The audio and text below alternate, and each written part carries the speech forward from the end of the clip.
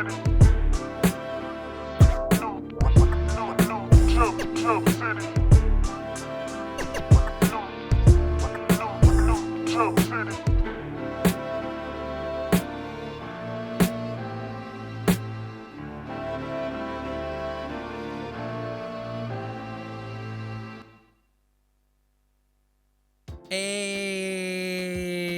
welcome to New Jump City, everybody, where we recap the week in American and Japanese sequential art. I am your host, Christian, the unbiased king.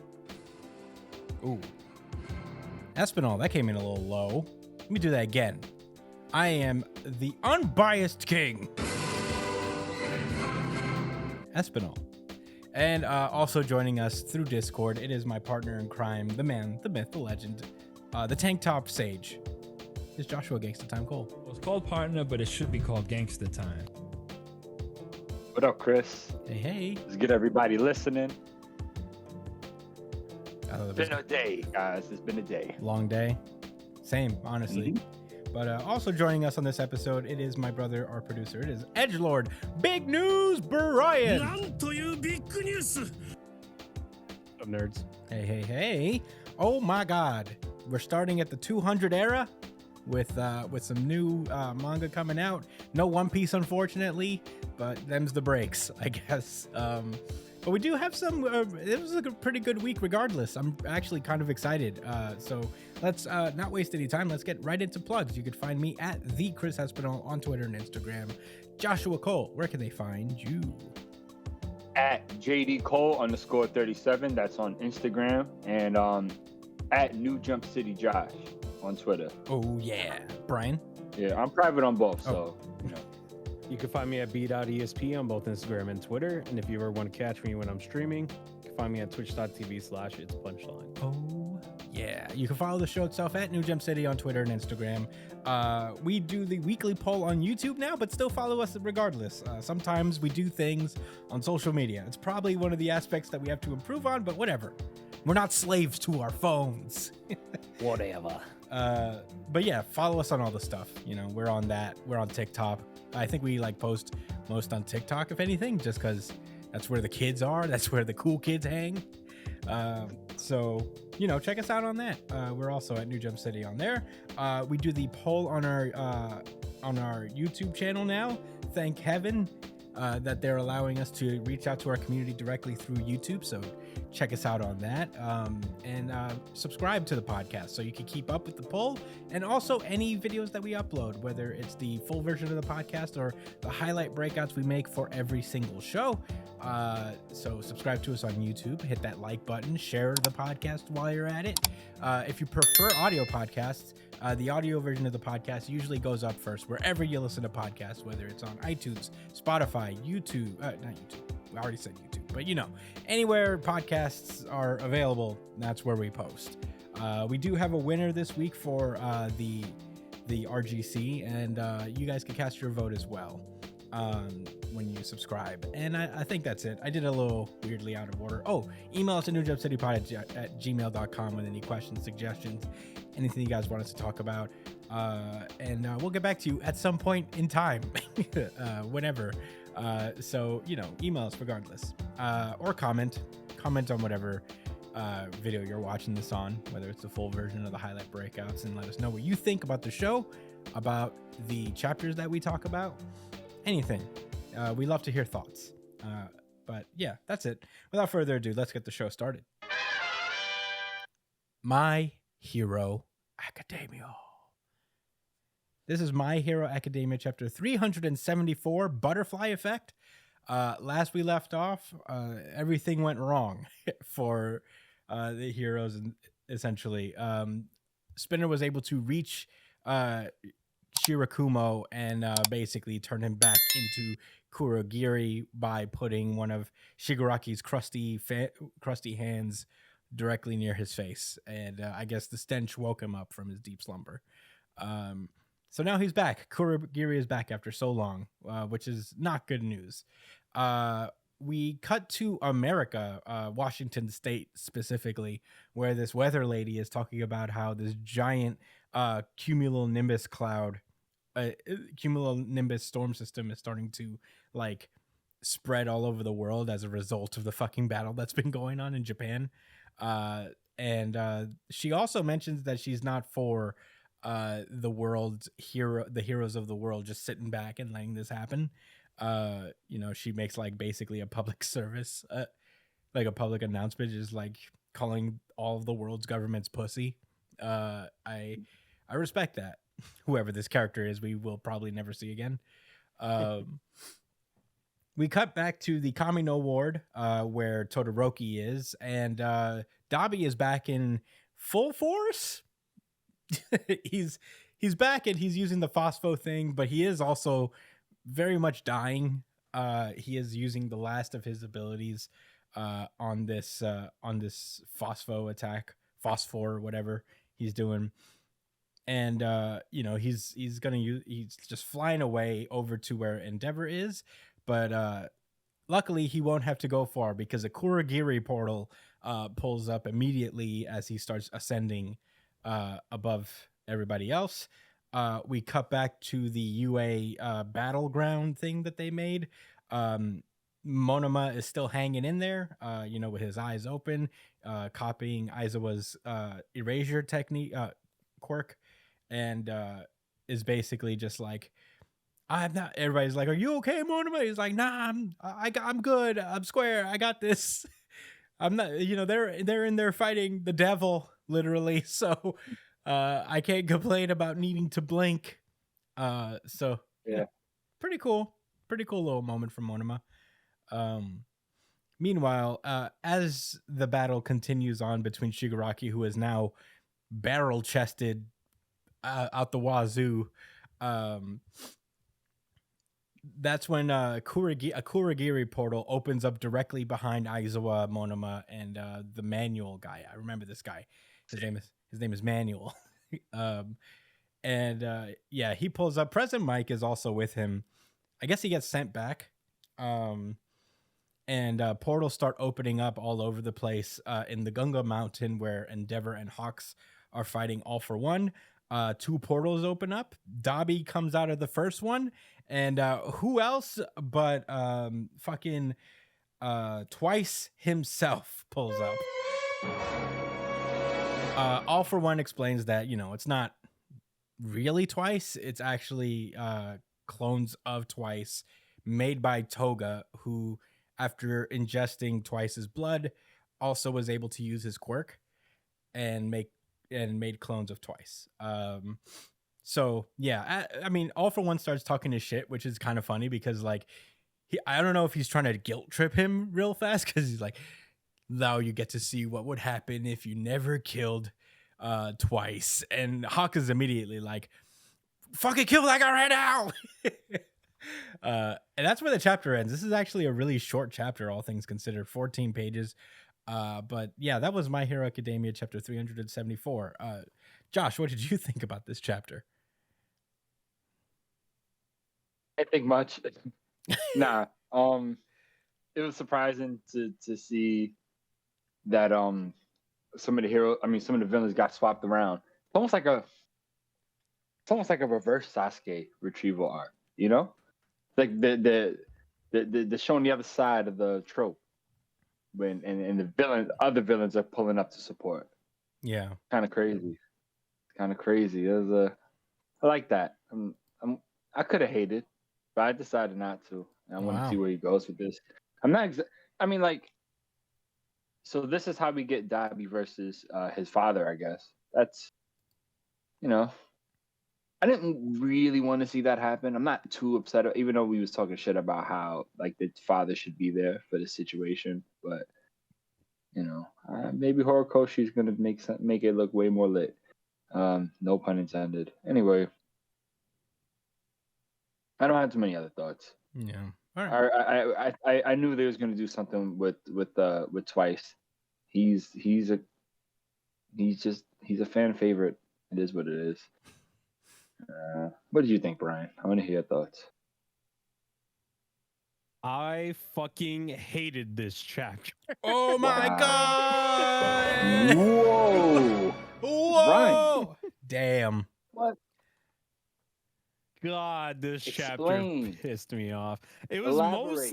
It was mostly the thing that got me grinded my fucking gears was Twice's appearance and the way that fucking Hawks reacted. That shit got me so fucking upset when I read this chapter because I was sitting there, I'm like, so this whole chapter on, like, not the whole chapter, but this whole situation here undermines literally everything that Hawks did.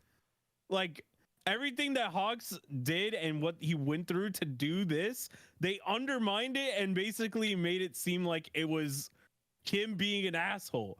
But this was literally, he had to do it for the greater good of society.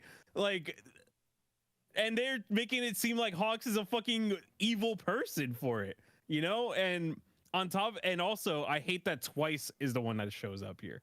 Because then what's the point of his fucking death? Like, why is it that when she uses his quirk, he comes out instead of her being able to use it as it's actually intended to be used? You know? When Sadman Parade is activated, you have to base it off of somebody that's near you, right? Or like based off of somebody. I don't know. I don't think so. I think Sadman Parade. No, Sadman Parade is just basically his like ultimate move where he spawns unlimited versions of himself. So I think the reason it has to be Twice, and this is, I guess, me playing a little devil's advocate here, is that like Toga probably turned into Twice, used his quirk as Twice because she can't use it while she's her. So she had to be Twice to make Twice clones. But this is such a whack way to use it, in my opinion. Like, out of all the ways they could have possibly used this quirk, they did it in quite possibly the wackest way possible, in my opinion. Using it as Twice to have Twice come back in this situation is just so unnecessary. Like, it kind of takes away from Twice's death, because everybody, when Twice died, was like, nah, bro, he's not dead, there's no way. And then he actually died, and then we were like, oh shit, wait, this is fucking crazy, he's actually dead. But then now they bring him back, and what is this supposed to do for his character? Like, I don't know, maybe he'll do something, but it's like, why? What's the point? He's literally just fodder at this point. So it just feels kind of whack. Like, I kind of like the idea of like maybe it would have been cooler if All For One used this power as like a way to trick the heroes into doing something, but then it backfires because, oh shit, we were fighting a clone instead. Like, that would have been sick if literally they took Dobby and then they did all this shit to take down Dobby, and then it turned out to be a Twice clone. That would have been fucking fire. But they didn't do that, and it's kind of fucking whack that they just used his quirk to be basically, oh, look at this, more fodder on the battlefield to take down. Go kill him again, Twice. Oh, Hawks, oh, look at you, you're angry again. Like, come on, man. Like, you could have done this, you could have done something way better with this whole situation. And the way they're painting out Hawks to be this guy who just has to kill shit, or like, it was literally his job to go and kill Twice. And obviously the whole point of Hawks' character in having to kill Twice, he didn't want to do it. He didn't feel like, maybe in another world he could have convinced Twice to be a hero or something like that. But I'm trying to figure out how, like, the proper way to say it, but it's like that whole situation was so interesting because of the morality of it, you know? It was like oh shit, I really don't want to do this, but I have to, because you're being used as a fucking weapon by these guys, and unfortunately I just can't save you, and you just have to go. So that whole thing was such an interesting plot point, and now it's kind of just being thrown into the front lines for no reason, you know? Like, at least not in this way, in my opinion. It just doesn't feel right when I read this. I was like, oh, come on, man.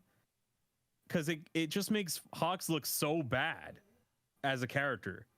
It just doesn't make him seem like a good character in this part.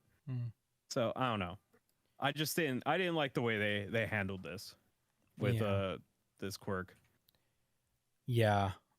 It's a little interesting looking. I guess I got to start from the beginning a little bit just to talk about other things. This is not a lot to talk about. There's only 14 pages and a lot of them are really big panels.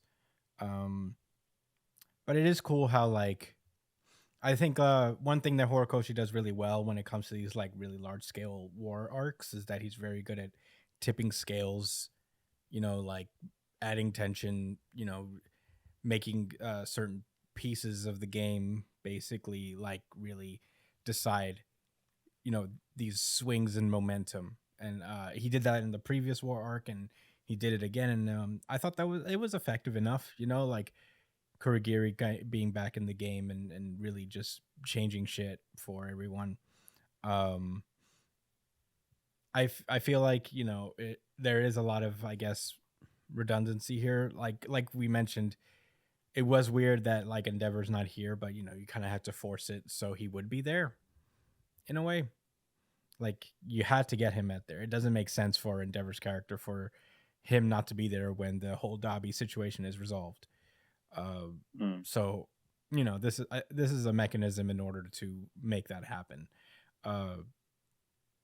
As for the Twice thing, I don't disagree with you guys at all. I think this was a little strange. I mean, we'll have to see how he executes it in the end of the day, but this was a plot point that I was actually kind of wondering if they were ever going to pay off. Because as I was reading it I finished my read through recently of My Hero Academia, and I finished the initial war arc, and you see Toga with Twice's blood, and I'm like, I wonder if they he is one of those things that's going to be forgotten about, or we're going to pick that up at some point. And at the very beginning of this war arc, we were like, they're all going to be Twice. They're all going to be. That would have been such a cool twist. Tell me that would have been such a good twist. Yeah, the only thing that holds it back from being a thing is that like mechanically it wouldn't make sense because Twice's clones are fairly weak, and if Toga did Twice's clones, I feel like it would be weaker. I don't think there would be any reason that they'd be any stronger. Right, like it's a push for Twice to have been able to push out clones that strong, but a whole nother, so so even tougher for. So I can live with that. Although I do feel for you because there's a lot of things I would have wanted to see a certain way in the series too. I mean, So I could feel you on that. Yeah, I did want to. I don't know if you had a couple more thoughts to finish, but I did have something I wanted to respond with Brian, but I'll wait. Yeah, just real fast. When it comes to Hawks and Twice, I think you're right, Brian. That's what I was going to talk about actually. But I'll let you talk first. Okay. Yeah, no, I think that there is this interesting dynamic between Twice and Hawks where they are, I guess, like Hawks and Endeavor represent like the failings of the system in a way, like Hawks especially being a person that he didn't do the wrong thing in killing Twice, but it maybe isn't morally sound, but for the sake of the world and or for Japan or however you want to scale it, it was the right thing to do because Twice was not going to change. And it was only because of the camaraderie he felt with the League of Villains that he was never going to change. It was more to him than just fucking shit up and being a bad guy. He cared for the people he was like riding with, and he would have died for them. So Hawks couldn't save him. There's a moment where Hawks tried to convince him during the war just to turn coat and be like, yo, I can help you get back on your feet. I mean, you'll have to like do some time or whatever, but I think you're a good person and I would prefer to save you if I can. But Twice kind of gave him no choice for reasons of his own, like I said, the League of Villains are are not good people, but they are kind of like you can root for them because they are failed by the system that created Hawks in the first place, so yeah, I don't know. It is a weird way to pay this off, but at this point for as far as we've gone. I don't know how else you could have paid it off in a sense. Twice is, I feel like, more of a momentum. Like the Twice clone stuff is more of a momentum shifter than anything, and maybe a way to, I guess, finish off Hawks' character arc in some way. I don't want to really put any definitive terms on it until we see how he really resolves it. It'll be weird because this isn't the real Twice, so I don't know how much real closure we're gonna get with Twice, because this is technically Toga as Twice, and I don't know how far that reaches, whether he is technically Twice or not, whether he holds all of Twice's memories. I don't know. There's a lot that needs to be clarified. Here's the thing that I guess now I had a little bit more time to think about it. The thing that I hate the most about it is the fact that Hawks just goes, kill them right now. Like, it just makes him, like, the way that they're describing Hawks, the way that they're, like, characterizing him is that he's just a killer, essentially. Like, fucking All For One is like, damn, if you didn't try to just kill him only, this wouldn't have happened. Or Hawks being like, kill them now, kill them. It's like, come on, man. He's more than just a fucking murderer. I think All For One was being facetious. You know what I'm saying? Yeah, I don't think he was really trying. I think he was just fucking with him more as trying to like guilt him. I mean, I get that, but no, I feel you though. I mean, yeah. For sure. It's the way that Hawks reacted that I didn't like the most. That's the thing I didn't like the most. Just I think I thought the reaction was I didn't love it. Don't get me wrong, but I didn't have an issue with it. If anything, it just screamed urgency. You know, like it was him, like kind of just like blurting out all that shit that this guy just said, and like taking away the most important fact, which is, holy shit, that's the equivalent of Twice. We need to take him out immediately. By the way, I have a question. That's Toga? That's coming out the portal? Transformed? No. It's her using his quirk. Well, so here's the thing, because I don't know. She's still fighting with. That's exactly what I was about to say. Right? Is that, like, I don't know if she's finished her fight, but in theory, she could have at some point before the battle turned into Twice, made a bunch of clones of Twice, and then turned back into herself. But I don't know. Right. That's what I'm assuming was the case. Yeah, we'll have to see. I feel like they're gonna explain it very next chapter, but So just one last thing to say about the Hawks and Twice situation. So Brian, you mentioned how him killing, like, all right, like basically like he kind of had to do it, right? Like him making that choice. And, it just, I think the point of that situation with Hawks and Twice, which I actually thought was, I guess, good writing, so to speak, is that like it was supposed to be a tragedy that it had to come to that. Exactly. Like the point is that like they did come from similar backgrounds, and one person got lucky and the other didn't, and also had to deal with way more shit on their plate with his mental issues, with Twice. So I think it was wrong that he had to die. Death is bad, period. There should have been another way, but I think he guilts himself because he feels like he wasn't strong enough to do it himself in a way that was non-lethal. Like, had he just, been quicker or something like that, he might have been able to figure out a non-lethal way to deal with him. Or if he had more influence within, the hero society that he worked with, instead of just being this guy doing, dirty shit on the low, like he could have been, improving the hero agencies he worked with, etc. I guess I just wanted to say I feel like that shouldn't be lost. It was a good point, and I don't think we're gonna get this like closure between. Like, I agree with you, Chris. I don't think this is really going to be much of a thing about Hawks like feeling bad about taking Twice's life, so to speak. I just don't think it's gonna be about that. I think he just understands the threat level. Yeah, and he doesn't have time to think about his decisions.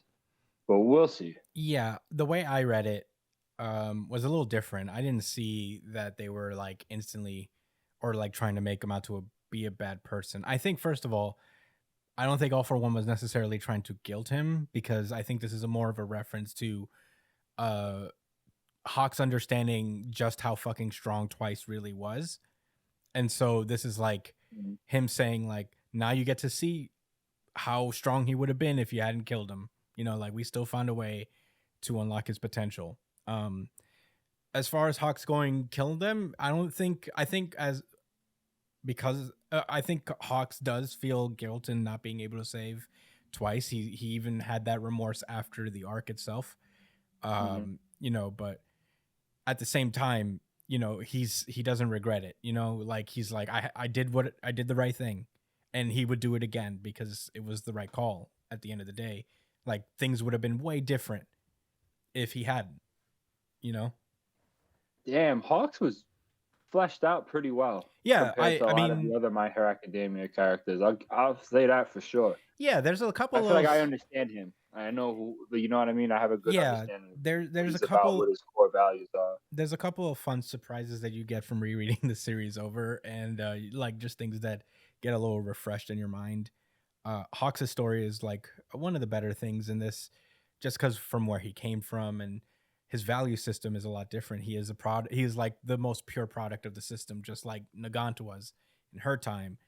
And eventually, at some point, you know, your humanness starts to come out, and you start to conflict with what the system has indoctrinated within you. And you know, that's what Hawks had to do with Twice. But at the same time, he was like, yo, this guy's not going to change. He's only going to get stronger, and just like this league will be twice, like pun not intended, twice as dangerous with him in it. So you know, something had to be done. It is an interesting story. I'd like to see where they go with this. Just because I don't know where they go with this. I feel like Hawks' character is fleshed out enough.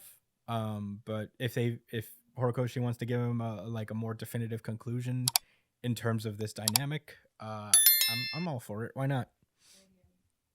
I think like thematically, even though the story feels a little rushed, I feel like there's like thematic elements that he wants to execute that he's had for like going for a while, and he does that fairly well. And that I get what he's saying more. You know, when someone tries to explain to you something, he's like, I understand what you're saying, but you know, you're not like saying it correctly or whatever. But I get it. That's how I feel with it. So I'm willing to see how it goes with Horikoshi in this thing.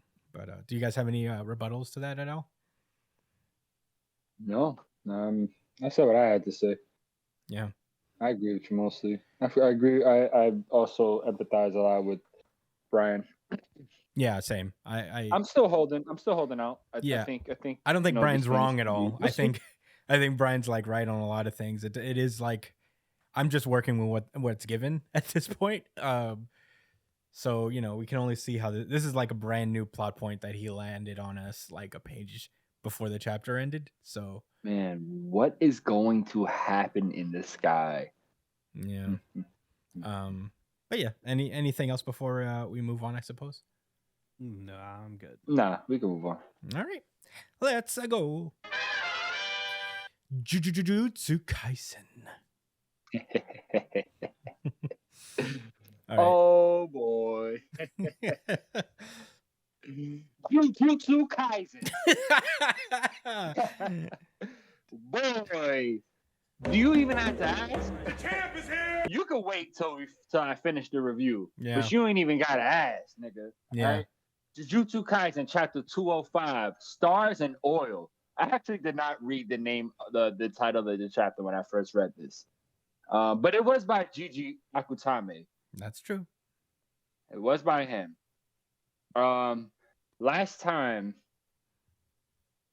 we missed it for last week it was off. 200th episode. We did miss them last week. However, in the previous chapter, Big Bro Choso. did you help me? Choso. Big Bro Choso worked as hard as he could to finally get Geto to reveal at least something about one of his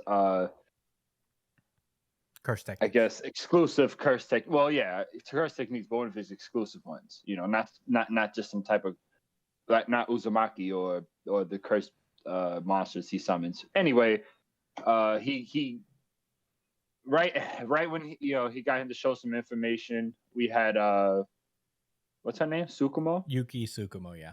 Yeah, Yuki pull up to save the day with her little creature. And we're finally gonna get to see her fight. Yeah. Okay. So we start the chapter begins with your boy Choso finally bowing out because he has had enough. You know? He's had enough. he got fucked up pretty bad. Yeah. So yeah, he deserved the rest. You know, like when your Pokemon faints. Yeah. He's So, blacked out. I like- Choso has blacked out. Yeah. He fainted. So I like the barrier effect too. I think that's really cool. Reminds me of like a video game or something. Like Yeah. they're in a virtual world, right? Yeah. Anyway, as he bows out the fight, Yuki says that she likes the rough type. I thought that, giving him some props.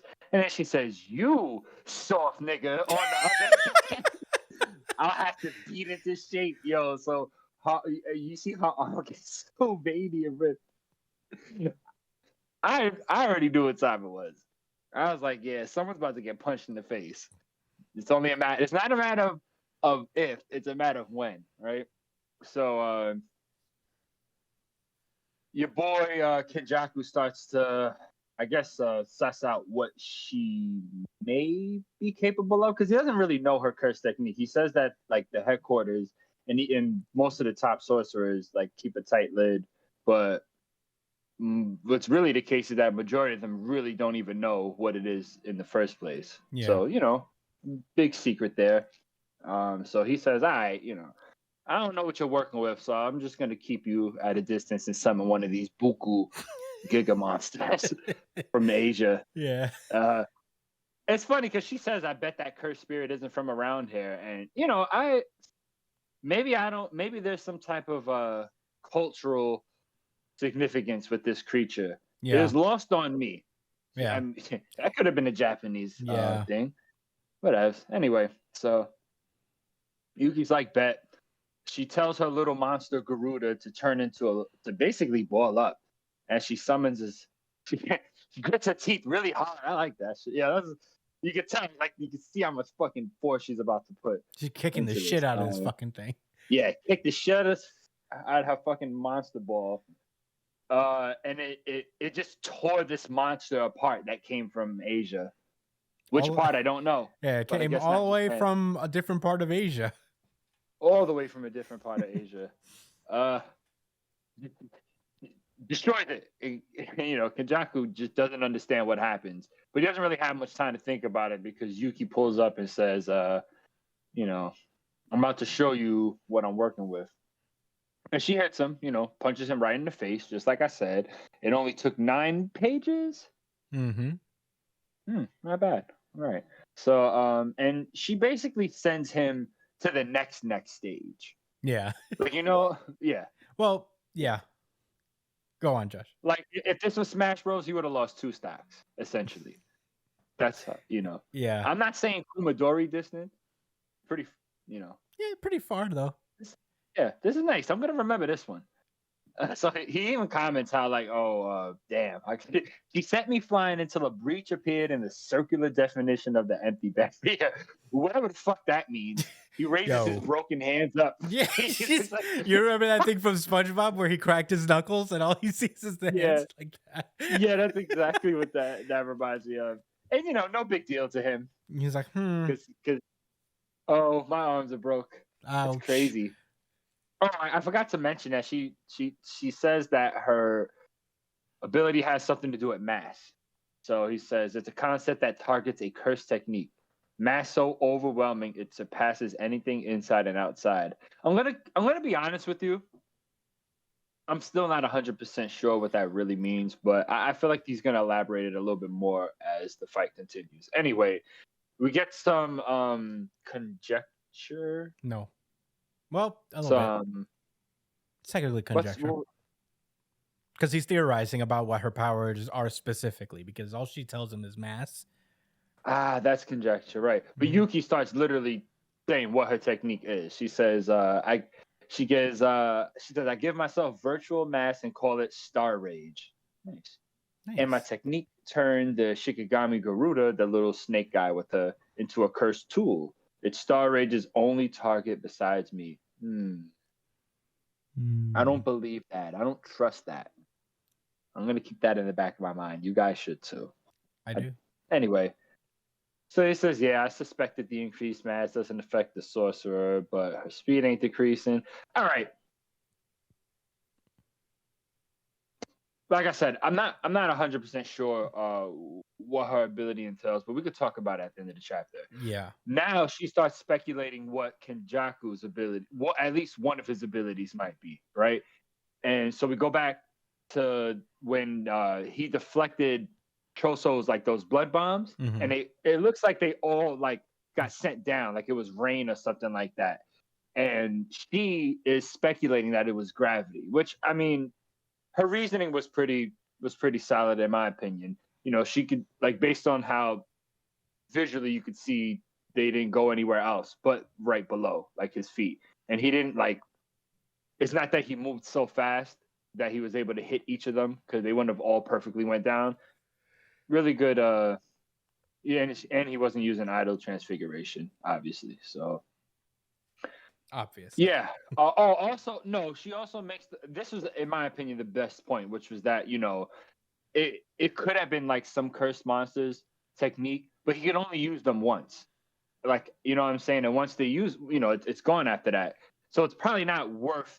He probably wouldn't just use like some one-off technique just to deflect an attack when he has healing properties. Mhm. It's not worth the reward isn't worth the risk. You know what I'm saying? He doesn't have to take that risk necessarily. So he decided to use this curse technique. And I get, he starts speaking about how, he may even have a fourth technique, and Kenjaku's thinking that, she may have like something really strong in her fucking domain expansion. I mean, I could read this word for word, but that's essentially the point. They're both annoyed at the prospect of each other's abilities because there's a lot we don't know yet either as readers. Anyway, we get more thoughts from Yuki, and she says how the plan was to try to get him to use domain expansion first, and I guess apparently, it'll be difficult for him to use his base curse techniques. I don't know how valid that is. I don't Well, you remember can't that use being your the like case. you can't use your like curse technique within a domain. It's like a separate thing. Oh. Or at Within least his it's own like domain, though? it's like a lot harder to use your curse technique while also Yeah, being in a as domain. someone as within someone else's domain, but what about within your own? No, within his own domain, because the domain itself is already an attack. So to layer on You're like another right. Yeah, technique. yeah. Okay, now that makes a lot more sense. Which is why they wanted to force him to get his domain up Mm-hmm. so that they could just deal with that in of itself. Right. And that even if she ends up in that situation, she has an advantage in Garuda, which I don't think it was explained before. I guess we'll figure that out. Mm-hmm. I think it's something about his special ability as a cursed monster. Anyway, so that's the plan. She's gonna wear him down while he's in his domain and weaken him. And Kenjaku's like, you know what? I thought about this. We're both confused and playing real careful around our own techniques, but you ain't open your domain, so that's telling me you ain't really confident if we had to go like domain versus domain. So he immediately makes that decision to go on the offensive, using domain expansion, and Yuki calls out to Tenjin. So maybe they had some plan to intercept or weaken his domain, because this is the end of the chapter, but I'll give that final thought. Perhaps that's why they wanted him to get the domain open, because normally I would imagine you don't want to face someone's domain on purpose, because that's their strongest attack. So yeah, I'm sure they have some type of plan that can interfere with his domain. Anyway, Christian Espinal, or should I say Brian? What was your thoughts? Whoever's first. Go I for it, forget Brian. the order. This is RGC for me. Oh, in case it wasn't clear before, it's for me as well. It's not for me, but I'll give Wow. I'll give it to it's regular RGC. Oh shit, man. Certified RGC. All right. I know what won then, and it deserved it. This was a pretty good chapter when it comes to breaking down a fight and having like a super interesting matchup. I thought it was pretty wild that Kenjaku brought out his domain expansion pretty much right away. At the beginning of at this fight. I like this girl a lot. She reminds me of Tsunade a little bit, I think. I think she's like, I think that's the closest comparison I can make for her. Just because she kind of like resembles her in the way that she carries herself and the way that she fights. It was pretty interesting. I really do enjoy the way that she kind of handles things too. She kind of fights with like an understanding of like the opponent she's up against, or not the opponent she's up against, but she has like a good gauge on how to fight people with curse techniques. And she has like a really strong understanding of what makes her strong. And I think that's what makes this fun, because it's like two people who know what the fuck they're doing, and they're both kind of taking each other super seriously too. So, and always Ghetto, or whatever his name is always interesting to watch fight, just because you don't really know what you're gonna get with him yet. Mm-hmm. We don't know much about him. So the more we get to see him fight and stuff like that, the better understanding we get of, oh shit, this dude means business. I don't think he's gonna go down this arc, and obviously because he's the main villain.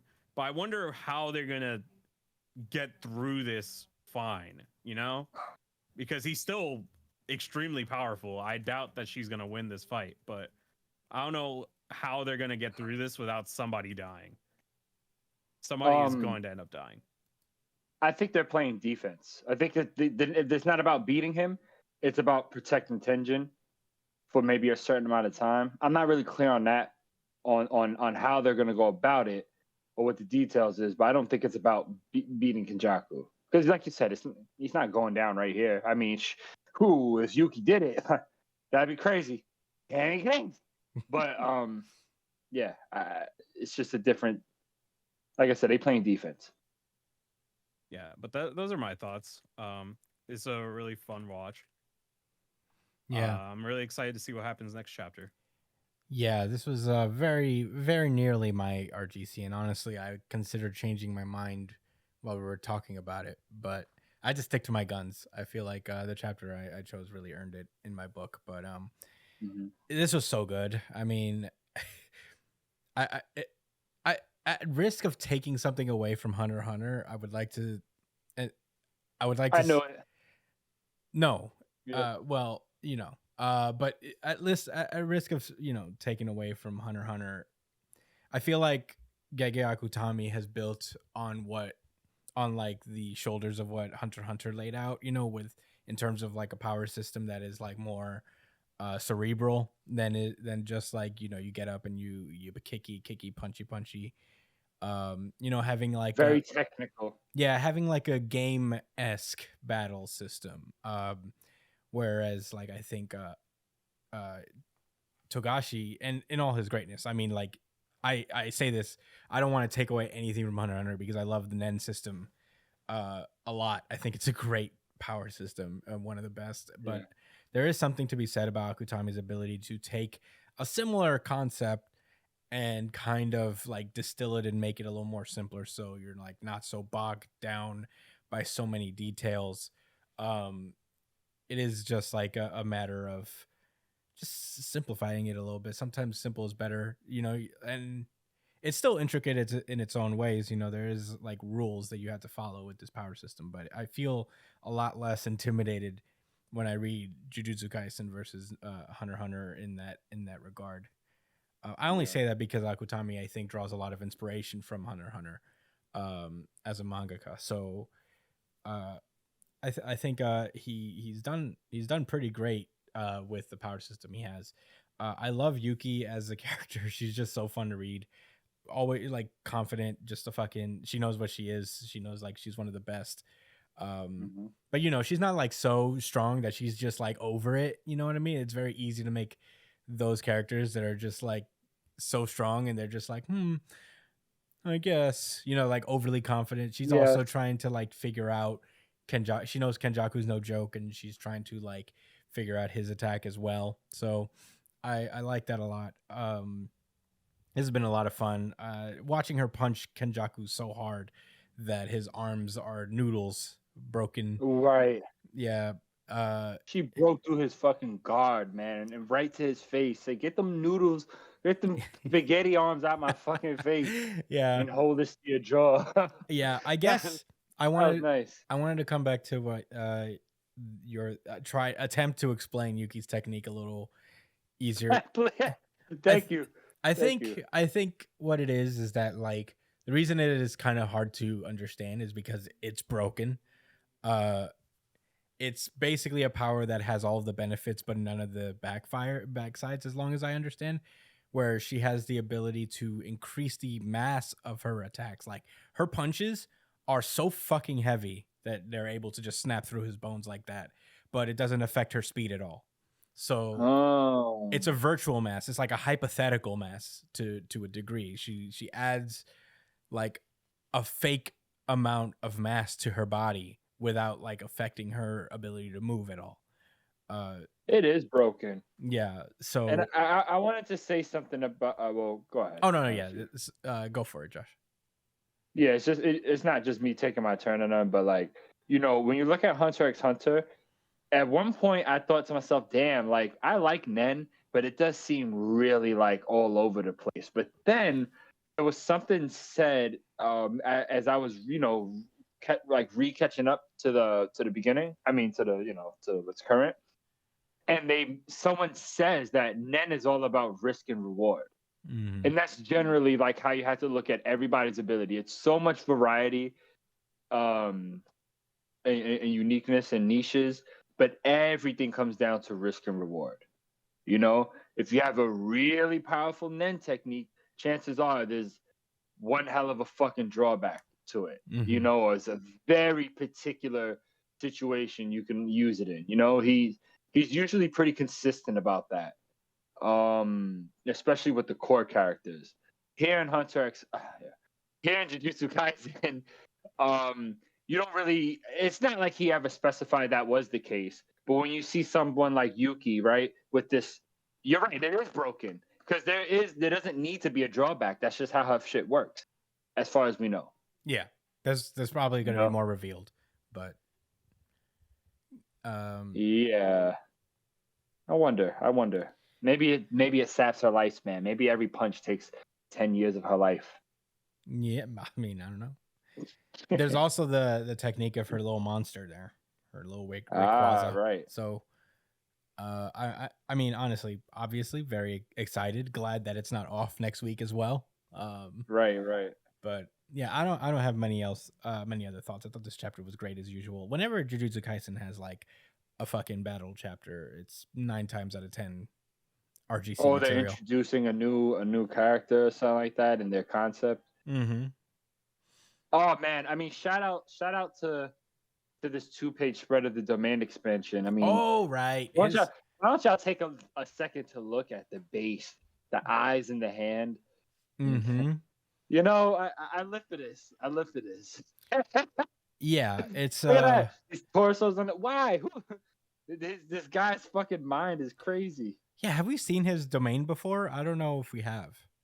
I don't remember. Brian, you mind? I've just started a Jujutsu Kaisen read through. I'm like on the first volume, so my memory's about to get refreshed. Psychopath, man. What do you mean? Jujutsu Kaisen's great. You just been on a tear. I've been so. I mean, I'm on trains a lot, so I just read on the train.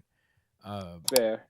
But Bro, you work 2 stops away from your house. What you mean? No, I mean I go other places. You go out and do other things?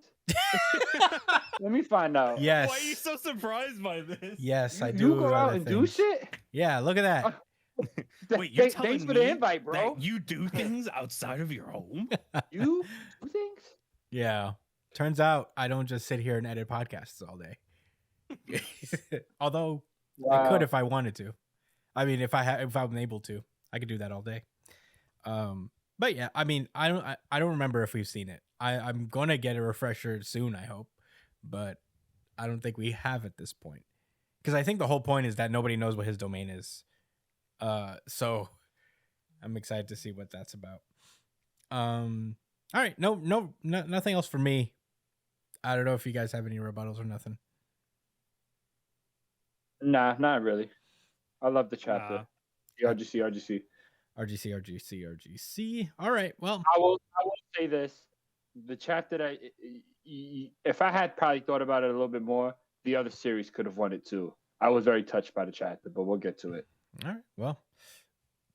Let's move on then. Chainsaw Man. Okay. Chainsaw Man. This is Chainsaw Man chapter 112. Between Cat and Criminal. Last we left off, Asa and Yuko have said goodbye. Yuko was on her way to go meet a family member who is a devil hunter, and in the hopes that she is able to free herself from the grip of the Justice Devil. When she seems to have had a pretty bad run-in with Chainsaw Man and was seemingly killed? Question mark. Devils die So we'll see about that, but in my heart.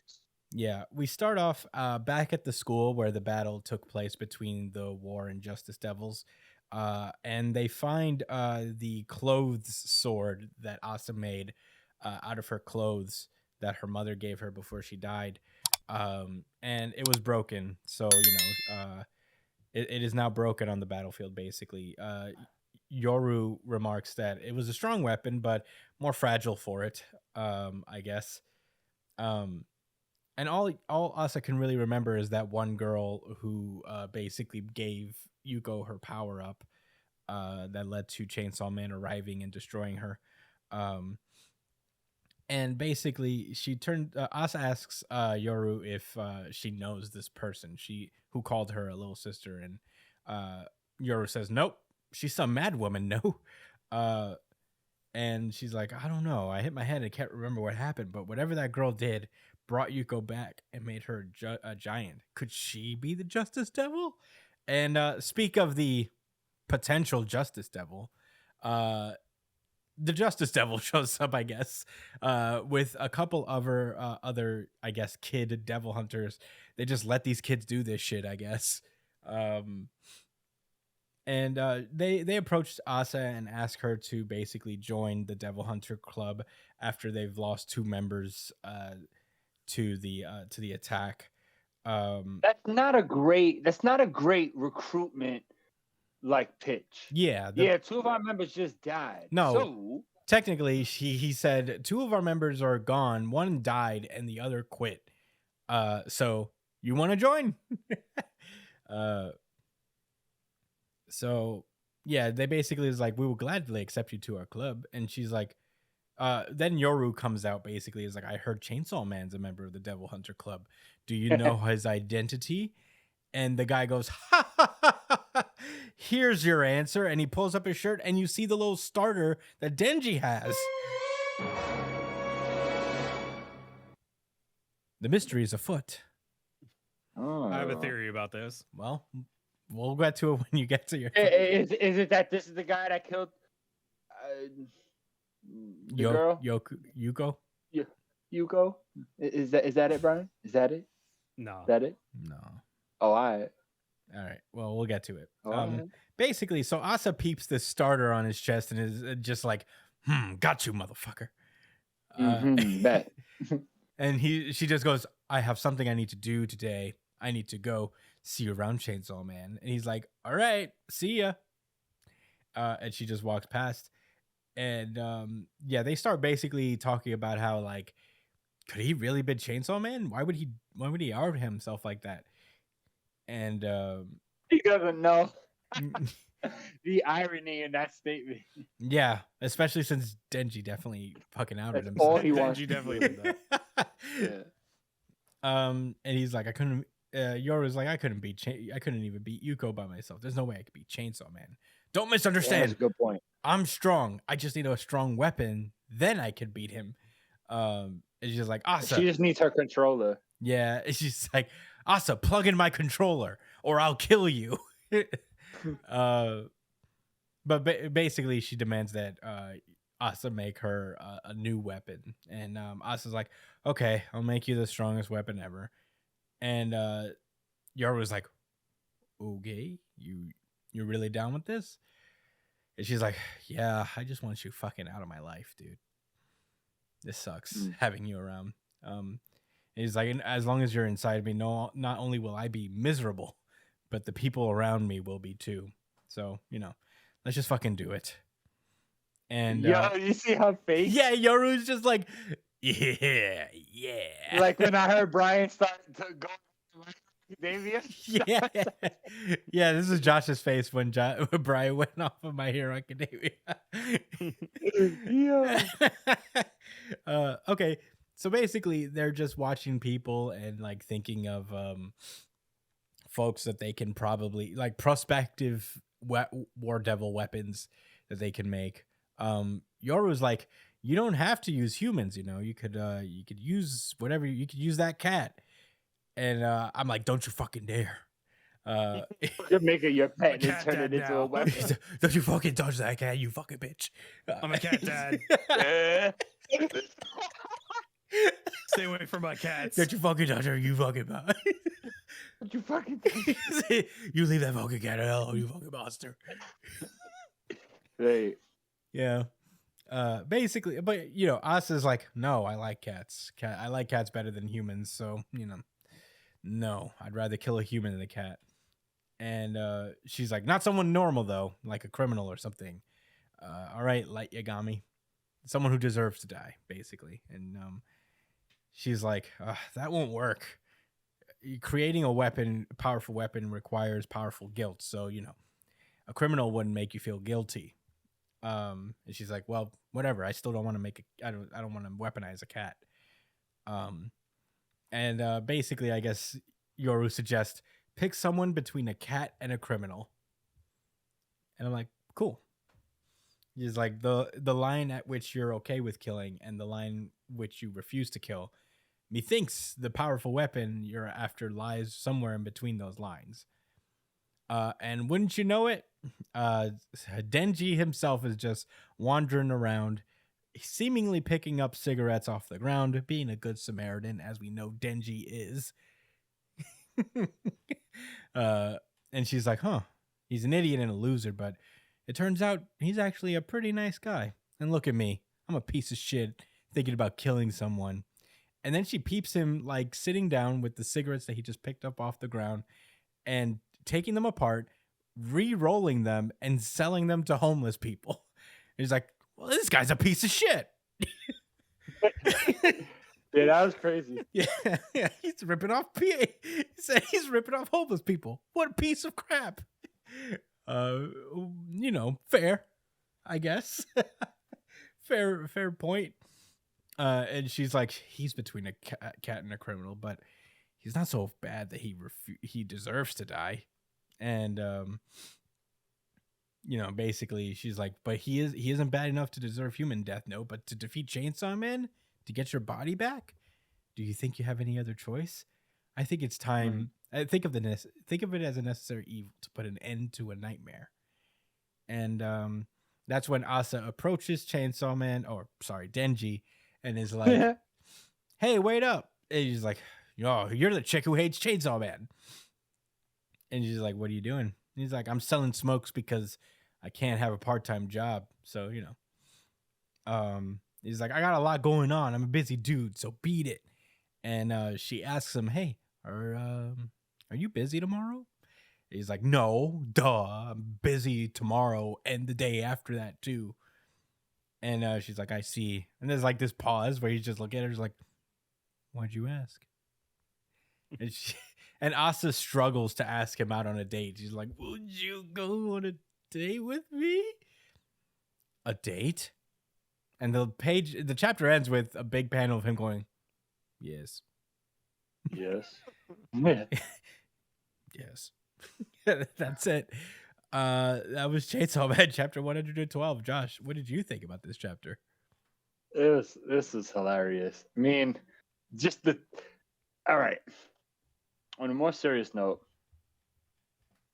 I liked how they explained like how the weapon works, like how her power works, why the affection matters. It's not about the affection so much as, like they said, the guilt, which makes way more sense for a fucking devil power. You know what I'm saying?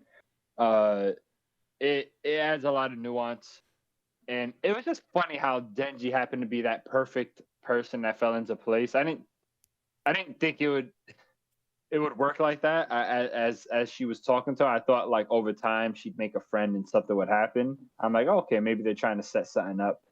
But nope, he's getting right to the point with Chainsaw Man himself. Yeah. Oh, the irony. The irony is so wild in this chapter. I like how Asa and the War Devil's relationship is developing, I guess. Asa's at a point where she's like, look, I'm tired of all this crazy shit. I'm ready to live my life now and accept shit and just be a regular person. All right. So let's get this over with. Let's kill this chainsaw guy, and I'm gonna make you a very good weapon. So there's an objective set. They're on the same page. It's pretty cool. I wonder what's the deal with this fake chainsaw man. I don't know what to think. I don't know where it came from. Yeah, neither do I. I don't know what that's about. Maybe the Justice Devil makes people. It says it works on their inner justice, right? Like, anyway, I bet all of them have powers. That's why you can't see their eyes, because we're gonna figure that out later. Good catch, Josh. Maybe that's true. It does make sense. I bet. Why would he be the only one that's Chainsaw Man? Maybe the other people have other devil powers. Yeah. Cool shit. Nah, that's all. I don't really have too many other thoughts. This is a funny ass chapter, especially with Denji. That nigga, I thought he was about to roll up the cigarettes for himself, and she was gonna be like, "Yeah, he's dirty. Fuck it." He's a dirtbag. Yeah. All right. Brian, what did you think of Chainsaw Man? All right. So Okay. the theory on who that guy is. So The theory on the streets or yours? What the people are saying is that this guy is the lawnmower devil. The lawnmower devil? Yeah.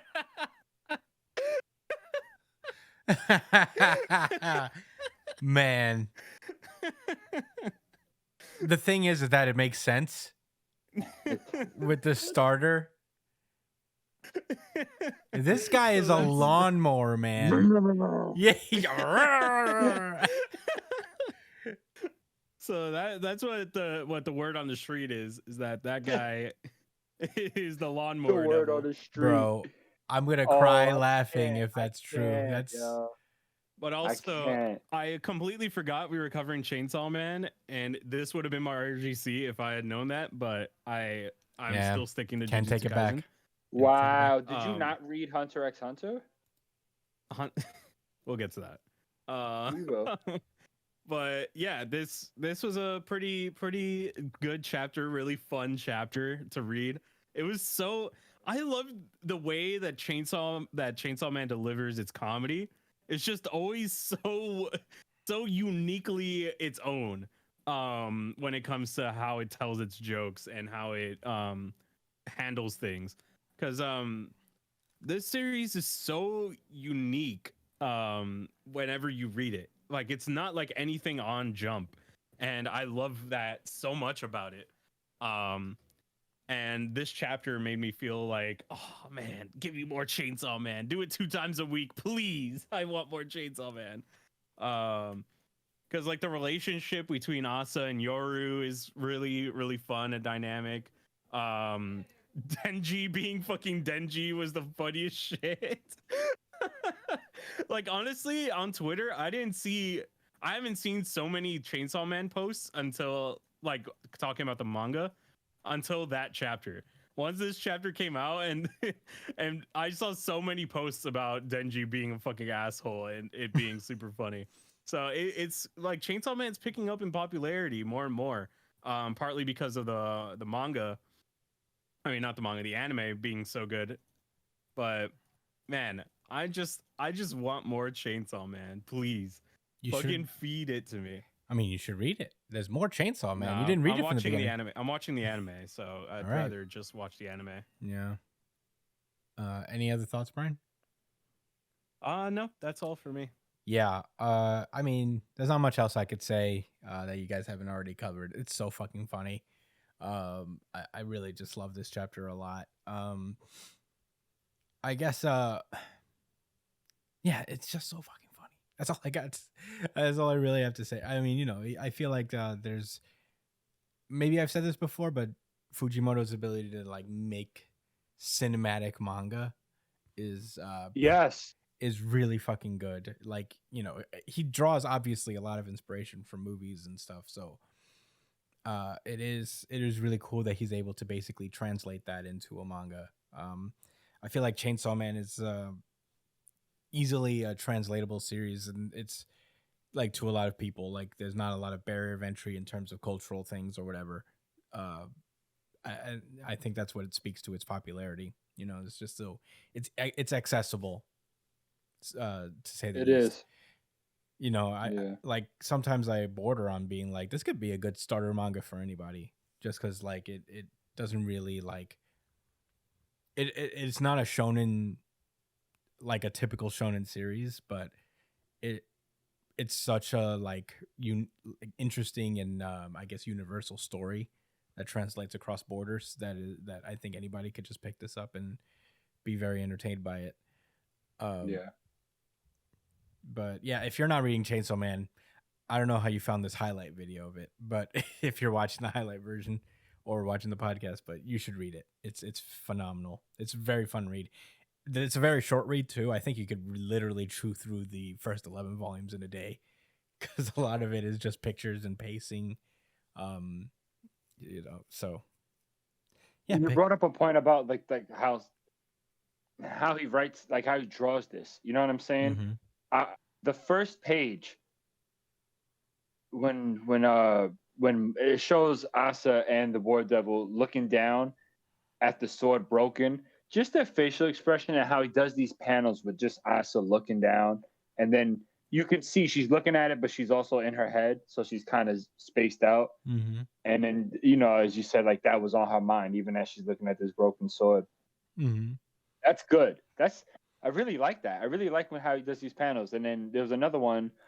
Well, it's all over, but just the more recognizable ones that are like, I guess, I mean, like the more subtle ones. Okay, so if you go to page 16, okay, when the War Devil's talking about you know, to figure out that line of what you're okay with killing, the line between like a cat and criminal, like just how he places the cat in between, you know, and the people, you know, on two different sides essentially, you know what I'm saying?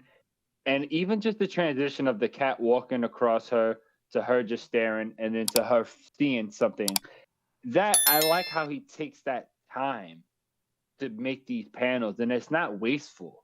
You know what I'm saying? It just adds. I really like that charm Mm-hmm. that he brings to the series. Like it's a comic. You know what I'm saying? You're supposed to do stuff with your art.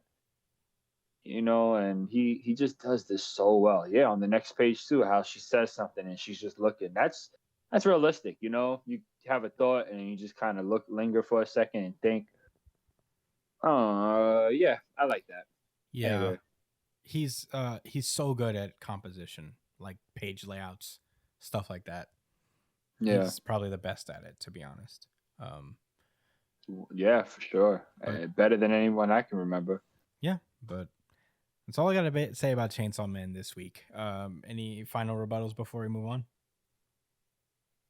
No, sir. Sir. All right. Oh, Jinx, you owe me a soda. I said it first, but I whatever. said it first. I said it the same Yeah. way. We said it at the same time. That's why you owe me a Yeah. soda. Was it the delay? No. Yeah. You got me. Yeah. Spider-Man, Spider-Man. You thought we forgot You about got me it. while rolling up. Damn. It's when you're at your weakest. Yeah, I seen it. And I was like, "Is that?" Yeah, that's it. Good All right. shit. Good shit, bro. All right. Props. Let's move on. Respect. Respect. Hunter. Oh yeah. This is Hunter x Hunter chapter 396, Founding Also, Part 2. Christian's RGC. It's not actually. Stop fucking lying, bro. Stop fronting. You're just saying that because you don't want me to be right. No, I know. Listen, we'll get to it. That's what I would do. I would. Well, we'll see. I would. This is Hunter x Hunter chapter 396, Founding Part 2. Last we left off, certain members of the Phantom Troop, specifically Phaeton, Finks, and Nobunaga, have gotten into the Haley hideout that has been evacuated. And in that moment, they just start reminiscing about the old days. And we started getting our first peek into the origin of the Phantom Troop in full. Like, we know in general where they came from, but now we're getting them as children, which is super interesting. They grew up in Meteor City. You know that place. It's where people who are basically not people, basically, who show up there, they don't have like a social security or anything. They don't really count towards the bigger world. And they just like live. Got no documents. Yeah, they live in this I guess mountain of artifacts, it looks like. And we see that the Phantom Troop are basically like, you know, just like little troublemakers, rambunctious kids who each have their own little territories within Meteor City. They have stolen a tape. Krollo and his boys have stolen a tape from Uvogin's territory. Rest in Uvogi. peace. Ovaltine. Ovaltine's territory. Shout out to those who remember what that is. Yeah. It's chocolate Ovaltine. God rest his soul. He is, they get away, and it's like a little Power Rangers. This world's version of Power Rangers, a video of that, but just in a foreign language. So Super sweeping power. yeah. So forgot. Krollo decides Power cleaners. Power cleaners, Super yeah. sweep. Because they can't really understand the language that it's dubbed in, they decide to do their own dub, their little fan dub. And Krollo gets a bunch of the kids together to kind of like make a little dub. It's very cute. Pakunoda is among them, a young Pakunoda, God rest her soul. And Jesus, bro. she's dead. God rest her soul. Jeez. Yeah, They dropped. she's dead. I'm asking God Can to I rest get her soul. one of those when I die? Yeah, Yeah, I'll of do it. course. I'll do a casual God rest your soul. Thanks. Yeah, everybody gets a God rest their soul. Hey, look, All right. I'm a minister. All right. Making sure. Have a little. You got a connection there. So we have this scene. They're about to screen the little dub they made. And this we see Krollo, and I thought this little girl was Cordopi, but apparently it's not. She's Who's just Cordopi? she's the one Vacuum? she's the other one who died. The other Phantom Troop member who Hisoka killed. The little one right with the hair. Yeah, the one that could transform things into the Yeah, something like that. I thought this was her at a young age, but I guess not. This girl's name is they say it here, Sarasa. So it's not Cordopi. Anyway, So she gives basically this this basket of snacks to Finks and asks him to hand out some snacks. And she's like, "Will you hand this out?" He's like, "Fucking why me?" And then she just stares at him, and he does it because he's a kind boy at heart. They go into this theater, and they start screening the dub. It's very cute. All the kids are like, "Oh my god, these kids made a dub. It's very adorable. The Power Rangers." But then the audio tape goes out, and everybody's like, "Oh no, this is gonna take forever to fix." But then Krollo gets up there and starts voice acting it live. And he brings up the other kids who are involved in the production as well, and they start doing it live through the silent video because the audio tape is what's messed up. And then at some point, the bad guy appears, and Krollo starts doing the voice for him. It's terrifying. He's just like, "You're doomed now." It scares the shit out of everyone. The performance is so good. I was wrong last week. That was Phaeton. Nobunaga's right here. Told you. Told you. Hey, I did too. I admit it. Hey, to I me, want dibs on that. I want dibs on that. hey, I admit it. I was wrong. Maybe I was thinking too much because I guess the L to you. I'll take That was it. I'll take it on to me. Strong with this one. Oh, you got to do this. You got to do it like in Black Panther. You got to go. The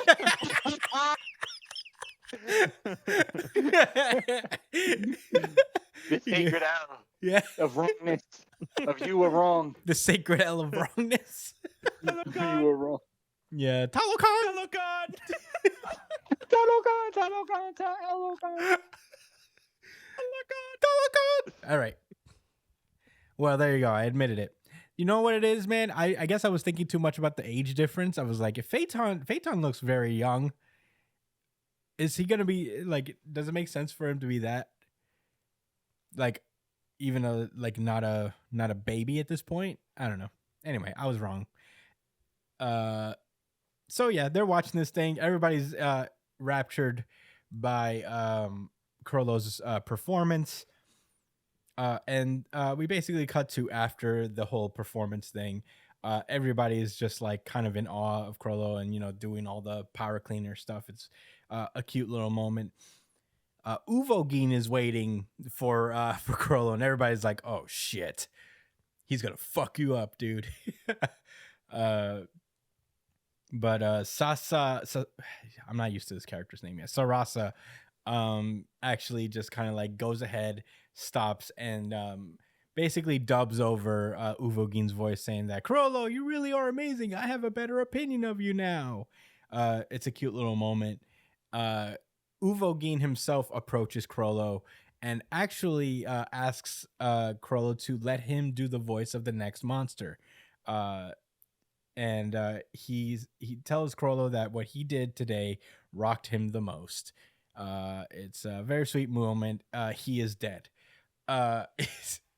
Where we cut over to the entirety of this iteration of the Phantom Troop, just kind of like talking amongst themselves about who's going to play what in the next installment of the Power Cleaners dub. It's a very cute moment. There are characters in this iteration of the Phantom Troop that are no longer members. I do remember at the start of the series that 2 members were replaced, and one of them was replaced by Hisoka. So these certain members that are no longer around are probably the members that were before, like the original Phantom Troop. Yeah. That makes sense. So, yeah. Everybody's, talking amongst themselves about who's going to play what. Sarasa leaves on her own to sort, I guess, the mountain of trash that they live in. And she's actually out there because she's like excited to kind of like try to find another tape so they can keep on doing dubs. It's very wholesome. Not knowing, of course, that the Mafia seems to be out there. I think this is what they are. Is they mentioned that Meteor City has ties to the Mafia, and the Mafia is there, I guess, kidnapping folks for whatever reason. So, and it seems that they're looking for one more person, and I guess the story serves that Sarasa is going to be that one person. But that being said, that is where the chapter ends. Josh, what did you think about Hunter x Hunter chapter 396? I on that last page, he says we've made the quota for delivery. The era of hunting here may be coming to a close. I mean, when I hear the word hunter or hunting, I think that's a very specific to hunters, to like the Nen hunters. You know what I'm Yeah. saying? So and it's not like the Hunter Association is like this completely 100% legal thing. Like they do whatever the fuck they want at the end of the day. And I think you do have some hunters that are like just straight up bad. I mean, Hisoka technically is a hunter. Mm-hmm. Everyone in the Phantom Troop is technically hunters too, right? They all pass I don't know the if they're exam? all hunter, I mean, honestly. they're all at hunter level anyway. I mean, I guess whether they they're probably valid or could not. be if they wanted to. I'm not sure if they're all You know what? hunters. They're not because they didn't vote. They weren't there to vote. That's true. But Hisoka was. Yeah, because he's a hunter. He is, yeah, because he went to that was cool actually. Yeah, so I think these are hunters that's kidnapping these kids. Mm-hmm. And I don't think it's the mafia. Because the mafia is supposed to be protecting them. These guys are just trying to do this shit for sport or for profit before shit closes, shuts down for sure. That's how I took it. Otherwise, I thought this was gonna be your RGC, Chris, because this was super duper fucking wholesome. Like it's hard to believe that this is Crollo. Like all I knew about Crollo was that he isn't worried about anything else. We've already went through this about the Phantom Troop, but him especially. That he's not worried and he cares deeply about his Phantom Troop, even though he would kill them if they spoke out of order or something like that. That's the vibe I got when they was in York New City and he pulled up on the scene. They was all like tense, like that wasn't your homie from fucking 5 years old. That could never be me. I'm not, nigga. I ain't never be intense around my fucking close friends. I don't care how many niggas you done killed. We killed on them together anyway. Yeah. It's just cool seeing Crowler like this, but it was really nice. I see these kids that had nothing try really hard to do something fun for themselves, and of course, because of the way the world is in Hunter x Hunter, you know, there are a lot of people that want to exploit poor innocent people like children. So yeah, I want to see how this wraps up. Those are my thoughts. I don't have any intricate thoughts for Hunter x Hunter this week. How about you, Brian? I don't have much to say. I don't have much to say about this chapter either. It was more like it's still more set up for the eventual crazy shit that's about to happen to them. Man, it's starting to make me sad because it's like, you know what they're gonna do, you know what's gonna happen, and you just see them in this. They're all kids. They're so wholesome and they're so cute and so naive. Like, you don't want them to end up becoming what they became or doing what they ended up doing. But we're starting to kind of get a piece of a puzzle where, like, I don't know what's going on with the whole like kidnappers or whatever. What's going on with that?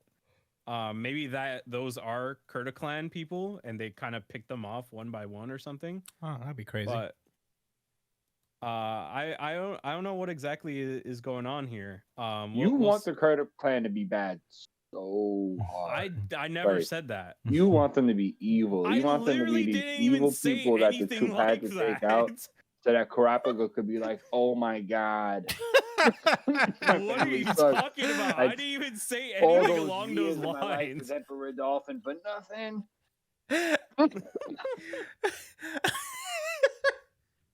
I didn't say anything along those lines. Oh my god. For the record, I don't want the Kurta clan to have been evil. Kurapika does not deserve that. Same. I share that same thought and opinion. But what were you saying, Brian? Yeah. I don't want the Kurta clan to be bad. I literally never said that. For the record, This dude came out of nowhere, out of left field with that shit. But yeah, I think this was a nice, wholesome chapter, and it's only a matter of time before they end up becoming genocidal maniacs. So we'll see what ends up happening here. I don't think they're You're right, genocidal, Brian. but they're murderous. Nah. They're Yeah, homicidal yeah. maniacs. I don't think they're genocidal maniacs. They murdered a whole clan. That's not genocide. That's basically genocide. Well, not Genocide would imply that's that not they genocide, like. Brian, but You're killing a whole generation of people. No, a genocide would be saying- like a group of people. That's like, not that's like- what a clan is. No. you know what? It's I That's wonder if homicide genocide is all still. about scope because their clan was probably a small village. Can you commit genocide to a village? Yeah. You know what? Yeah, Chris. You know what? It might be genocide. I guess. Well, Brian, you could always look it up. Yeah, maybe if you look up the definition of genocide, and we could all learn something today that we I probably think should. Brian could be right with this. One. You know, the New York school system is tough. Learning the exact definition for genocide is. Oh yeah, I would. A argue deliberate for the killing entire of large country. number of people from a particular nation or ethnic group. All with right. aim to destroy that nation. like the Air Nation Yeah, the Yeah, Air so the Nation Air was Nation, Air genocided. Tribe or the was Kurta clan. genocided. Yeah, they got genocided pretty bad. Did Itachi genocide his clan? I don't think so. I don't think killing a family equates to genocide. I think it means big time homicide, but But they weren't just a family. I mean, damn, that's weird. they were a family. They were like a big ass family. Nah, they had other. Nah, like it was other. You know, they were the race of people. They were They all were the Uchihas. Uchiha. Uchiha was their last name.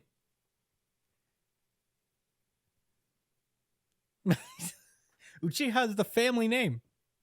Right, but you know, they have other people marry in. You know, they can't keep I guess, but that doesn't procreating with mean each other. if they killed Like- Konoha, that would probably be genocide. If they killed the Uchihas, that's homicide. I think there's something in between genocide and homicide. Okay. I'm over it.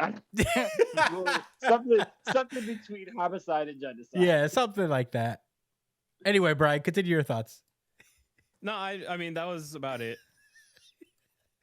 Yeah. All right. me. Well, I actually have a lot to say about this chapter. It is indeed not my RGC. But that being said, it is the audience's really good chapter of the week. Certified RGC. Certified RGC. Oh, okay. Audience, yeah. Right. I thought that'd be you too, Chris. Not me. I am surprised. Not me. Couldn't be me. Honestly, well deserved though. I did really like this chapter a lot. These last two chapters of Hunter x Hunter have been great, obviously, because the Phantom Troop are great characters, I think. Even though we don't see much of them, they are just fascinating, and I do love their dynamic a lot. They're entertaining to read. It is cool to see where they come from. It feels consistent, because this is how kind of they talk as adults.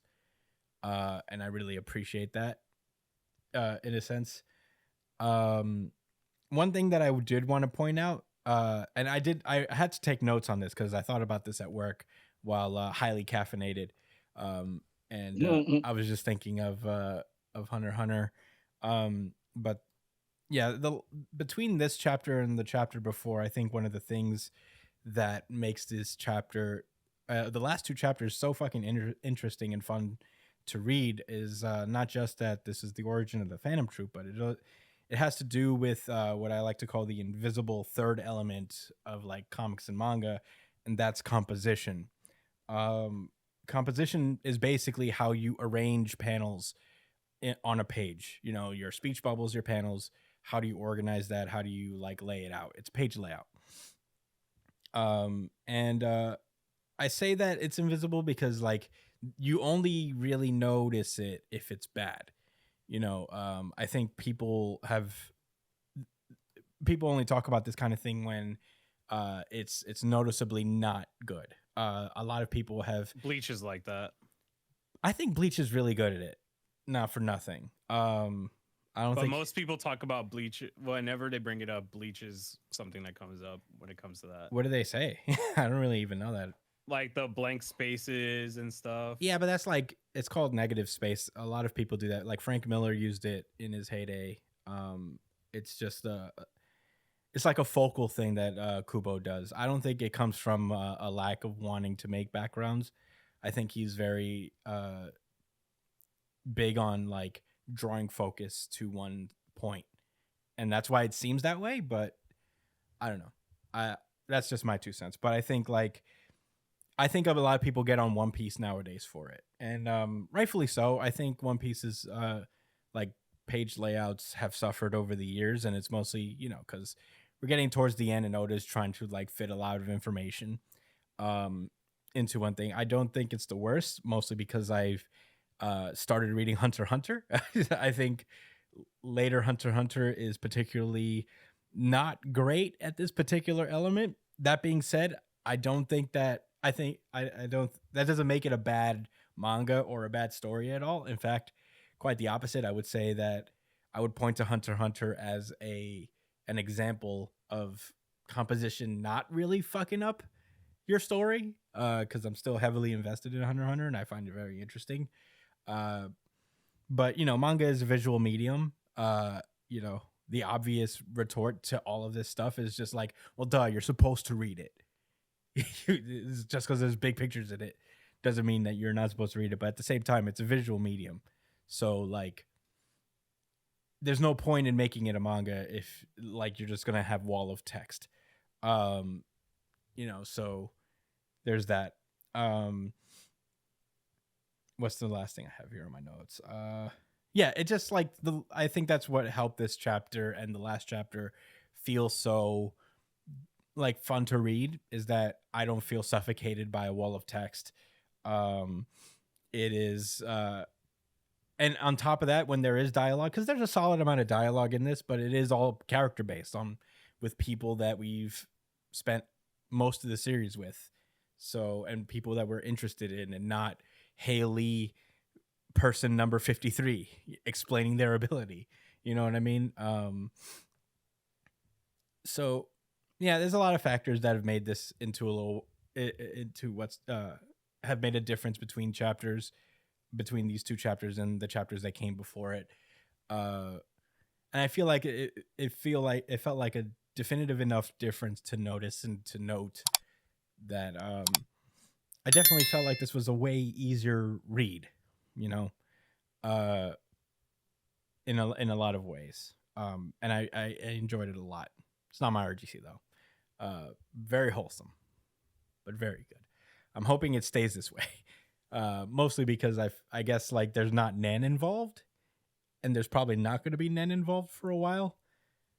So there won't be over explaining of abilities anytime soon. It is mostly character focused, but yeah, that's my 2 cents. I hope that all made sense, but No, it makes sense. Page composition is important, comic book writers. Always keep it in mind. If you have good composition when nobody talks about it, it's like a good offensive line. If you don't hear about the offensive line, they're a good offensive line. Right. Yeah, that's all I got to say about Hunter x Hunter. I really liked it a lot. Well deserved. Really good chapter of the week. Yeah, that's all I got to say. Are we ready to move on, or is there any rebuttals? I'm ready. All right. I'm ready. Then let's fucking go. Black Clover.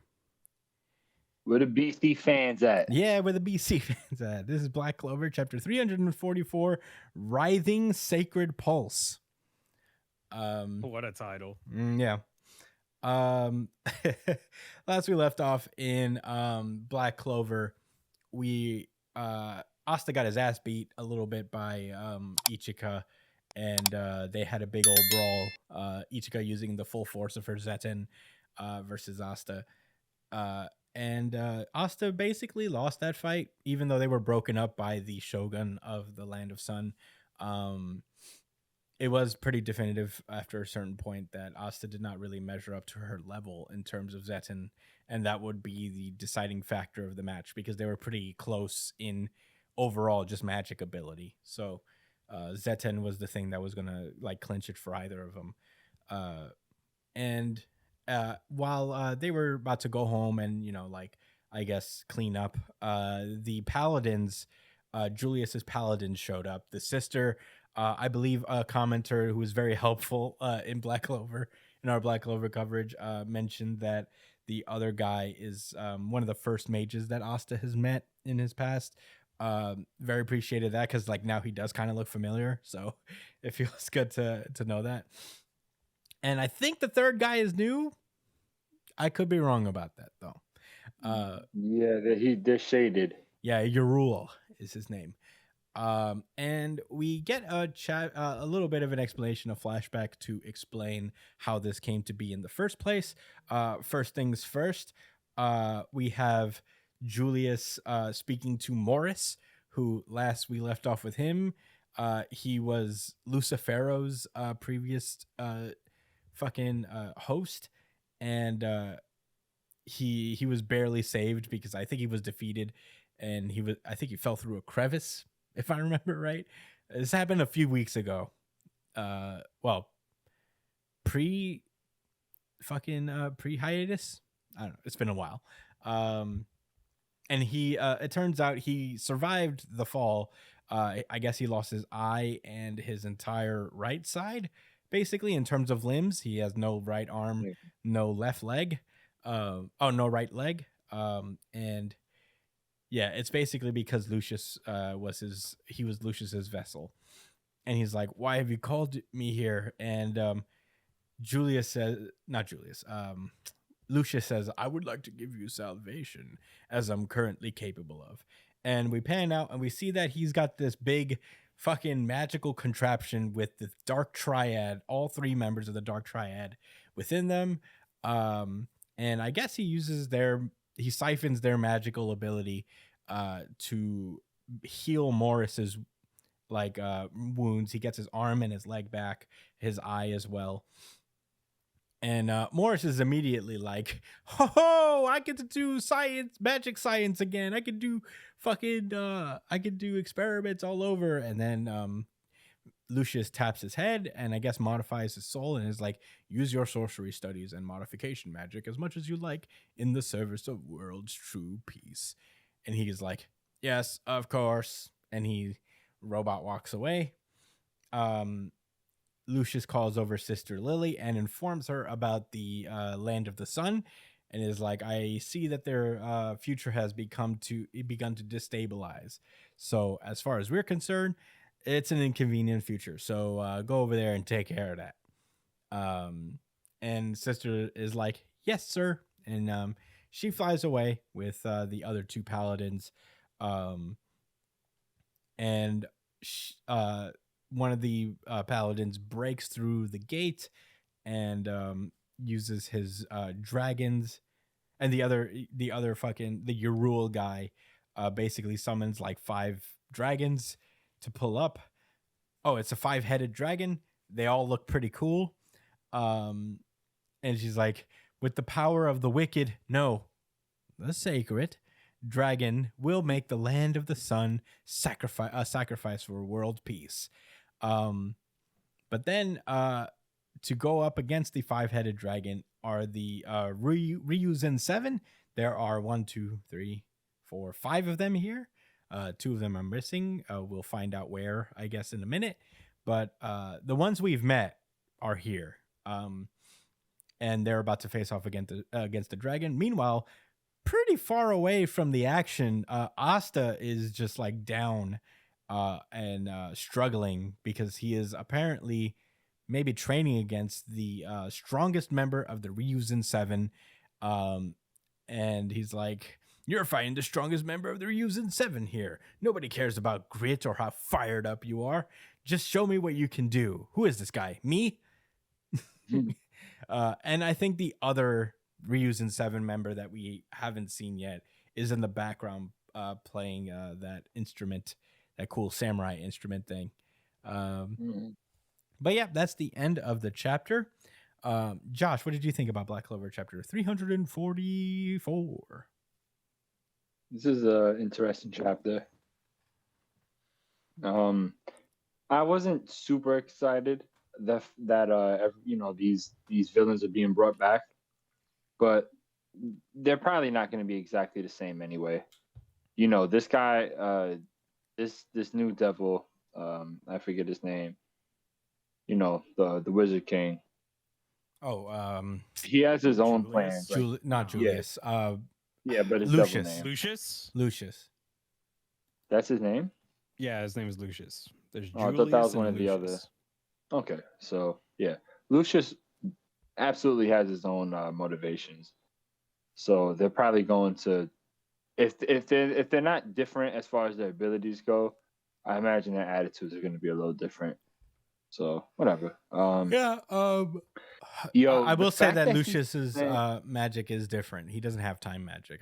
I think he does, but like he also has soul magic, and Right, so he's probably changing their souls. Like, Yeah. maybe that's what I'm saying. Like, He does have time magic. His thing Yeah, is soul, like his main thing is soul magic, though. he has both Mhm. time and soul magic. Crazy. Which makes me wonder if Julius could use soul magic, but he just didn't know. yeah, Mm, I would think so, but I wouldn't know. Anyway, Or maybe that's how he survived the first time, right? Maybe it was soul magic that saved him. a good point. probably When he turned into a kid, Yeah. yeah, Yeah. that makes sense. Actually, Yeah, that would explain how he believe it. survived. That actually does make a lot of sense. But Mhm. anyway, now all right, I don't. I'm just admiring the chapter. I don't really have any huge thoughts. I thought it was mad gangster how they pulled up to Japan. He's like, yeah, this is little country. Things feel weird over there. So why don't y'all just obliterate them? See, that's genocide. That's genocide. There's no in between there. Yeah, that's very clear. To me. So. They got And there they pulled quick, up, right? destroyed their fucking demon gate. I was like, oh. Yeah, they just pulled the up real fast. disrespect. They They said, "There it is." Blam. summoned these old monsters that used to wreak havoc back in the day. The trauma. Mm-hmm. Ugh. These Neptunians. Yeah, man. I mean, they don't seem to be that upset about it. Definitely not this guy. The big dude with the beads around his neck. Mm-hmm. He's smiling. And this girl looks like Light's sister. Yeah. Just dark skin, I guess. Tan. Anyway, yep. And I knew this guy was strong. That's the Shogun, right? No, that's not the Shogun. Shit. He's the leader of the group that we just saw. I guess. was wrong. You're wrong. incorrect. Incorrect. Now I grant you the L. It's been received. Well, Brian received just the left L. his seat, so I guess I'll do my thoughts real fast. Yeah. I don't have much else to add on. I guess like the leader guy looks pretty cool. I'm interested in the guy with the I don't know the name of the instrument. I'm sorry, but I'm interested in that. That looks cool. I thought the cut to Asta was a little abrupt, but I guess that was the point a little bit. I'm sure we'll get an explanation as to why and how he's so far away. I had to like read the chapter right before to be like, did I miss something? Did I forget something? How did he get over there? Because they said that they were gonna go like, clean up for a little while, and then all of a sudden he's there, fighting the strongest guy in the Ryuzen 7. So I guess I'm a little confused about that. I'm sure they'll get an explanation, but it was jarring to read a little bit. This was a shorter chapter, 16 pages. I thought the dragons look cool as shit. Yeah. The Ryuzen 7 look cool coming up to fight. I can't wait to see their abilities. Once again, it really just gives me it's giving Bleach in a good way. Yeah. This was a very Bleach-esque thing. They even look like Bleach characters, to be honest. They're reusing 7. So like They do. Ichika kind of looks like Rukia, you know? It's kind of like Mhm. it's a little Yeah, reminiscent. she do. Bro, Yeah.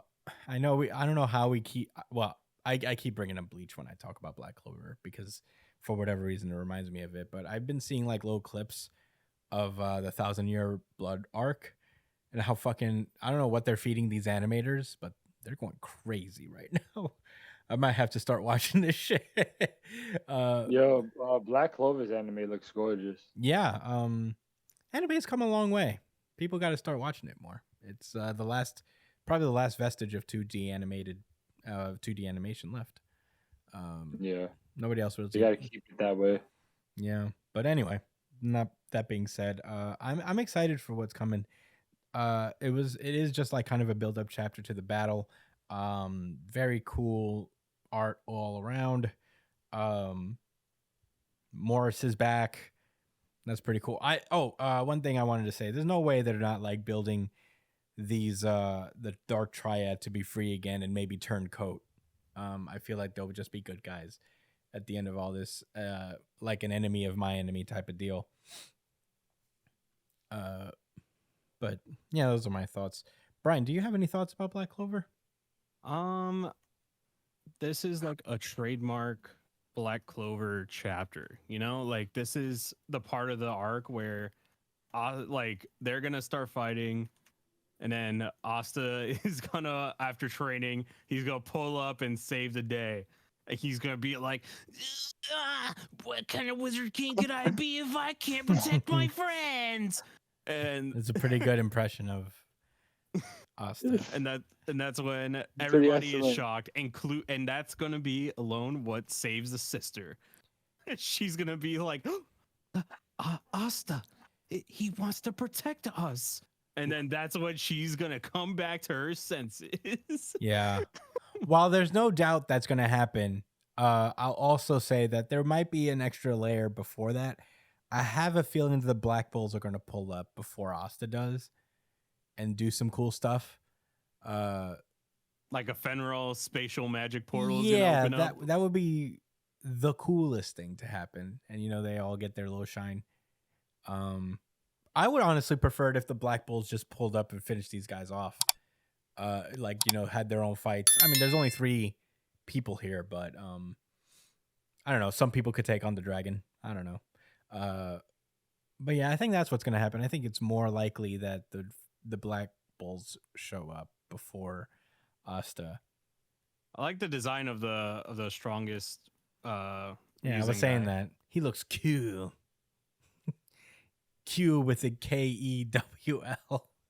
Yeah, pretty hype. But yeah, that's all I gotta say about Black Clover. I mean, we'll have to wait till next week. It's gonna be an action chapter, which I'm excited about. But no need to linger if we don't have to. You guys ready to move onward? Yes, sir. All right, let me pull up the thing.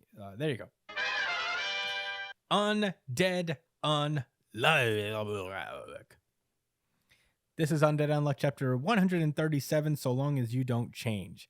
Last we left off, Nico, Ichiko, I think that's the wife's name, and Fuko, they all have that kind of like with Ko at the end of their name. It's funny. I just noticed that. They pulled up to save Gina from activating her negation and killing her entire village, and they managed to do that. Fuko has upgraded her unluck powers to be able to imbue her unluck in objects that she has attachment to, and specifically weapons, bullets that she has fashioned herself and have an affinity for. And she destroyed the UMA known as Heat with a meteorite. But it turns out it wasn't a meteorite. It was fucking Fang, the bad guy, one of the best bad guys in the series. He pulled up and he's like, "We do battle now, Fuku Izumo." Thirst bucket. Thirst to the extreme. And Fuko just comes down. He's like, "I see you haven't changed from your first encounter. It seems you also have a firm grip on your soul." And he's like, I have not killed anyone as per our agreement. It's one That's match. It's it's one match for every apparition I defeat. Don't tell me you've forgotten. Today is the day I avenge my disgraceful defeat at your hands. And I'm like, God damn, Fuko beat Fang? Fang? Damn. And Gina's like, oh my God, what are we gonna do? He's heading right for us. This fucking superhuman. Yeah, he's Damn. just, Damn, Fuko. What are we gonna do? oh about my that? God. And then Fuko, she just like takes off her shirt. He's like, she hasn't figured out my unluck yet. And she just squares up. She looks at him and goes, ooh, ooh, ooh. You know, it's fucking awesome. Yeah. Oh, oh, oh, oh, Ooh, ooh. ooh, ooh, ooh. I love this panel. The way she's like, "Cha, come at me, bro." And she whips her hair back and forth as her first move, and to distract Fang, I guess. And he's like, "How useless! Using your long hair as a distraction is an outdated strategy." And he tries to go for her and give her a punch, but Fang just dips down into the dirt because the ground gave out. And on top of that, he gets bit by the heat UMA that has survived the explosion. And Fuko does like a multiple side flip in the air. And she's like, watch this, Mui. You too, Mr. Shen. This is my Tetsuzanko. And she does a cool Tetsuzanko move. Kyokai Zanko Misfortune Cycle Mountain Strike. And Feng is like, Zanko. yeah. Feng is like, Tetsuzanko, you may have the basics down, but you're not good enough. It's still not good enough, Fuko Izumo. But meanwhile, right behind him, we see Heat using his heat powers against an open gas line, which explodes Fang. And she's like, haha. You know, every time I'm reminded every time I use this ability, but death can really find you anywhere in this world, can it? And Fang is defeated at this point. He's like, fuck. No. I got blown up. Yeah, he's like, how did you know this shit? It takes years of training to do. How did you grasp this? And he's like, I have a master, someone who you'll meet later and raise as a pupil. His name is Shenjiang, and he is several times stronger than me. And she tells Fang to go find him and raise him, and then they can strive for strength together. You want to become the strongest, don't you, Feng Kowloon? And Feng goes on his knees and he's like, Fuko Izumo, I must ask you this. What does it mean to be the strongest? Good luck, pal. Ippo has been trying to answer that question for 1,500 chapters. Damn, you still don't know. Dude, he's Japanese champion and has hit the world stage a couple times over. And he's like, what does it mean to be strong? When he finally beats Marco. Yeah. Anyway. And gets Izumi pregnant or whatever her name is. Yeah. Oh, damn. What's her name? Kumi. Brian, what's that girl's name? Her name is Kumi. Kumi? Yeah. Kumi, yeah. Anyway. But yeah, Fuko explains that she doesn't know herself, but those who care for others with an unwavering heart have always been the strongest people around. And that's one rule I'm sure will never change. And that gets Gina all excited. She's like, never change? I don't like it when things change. I like when things stay the same. And Feng is like, man, that's bullshit. I will honor our agreement. On top of that, I will kill this pupil as well as you.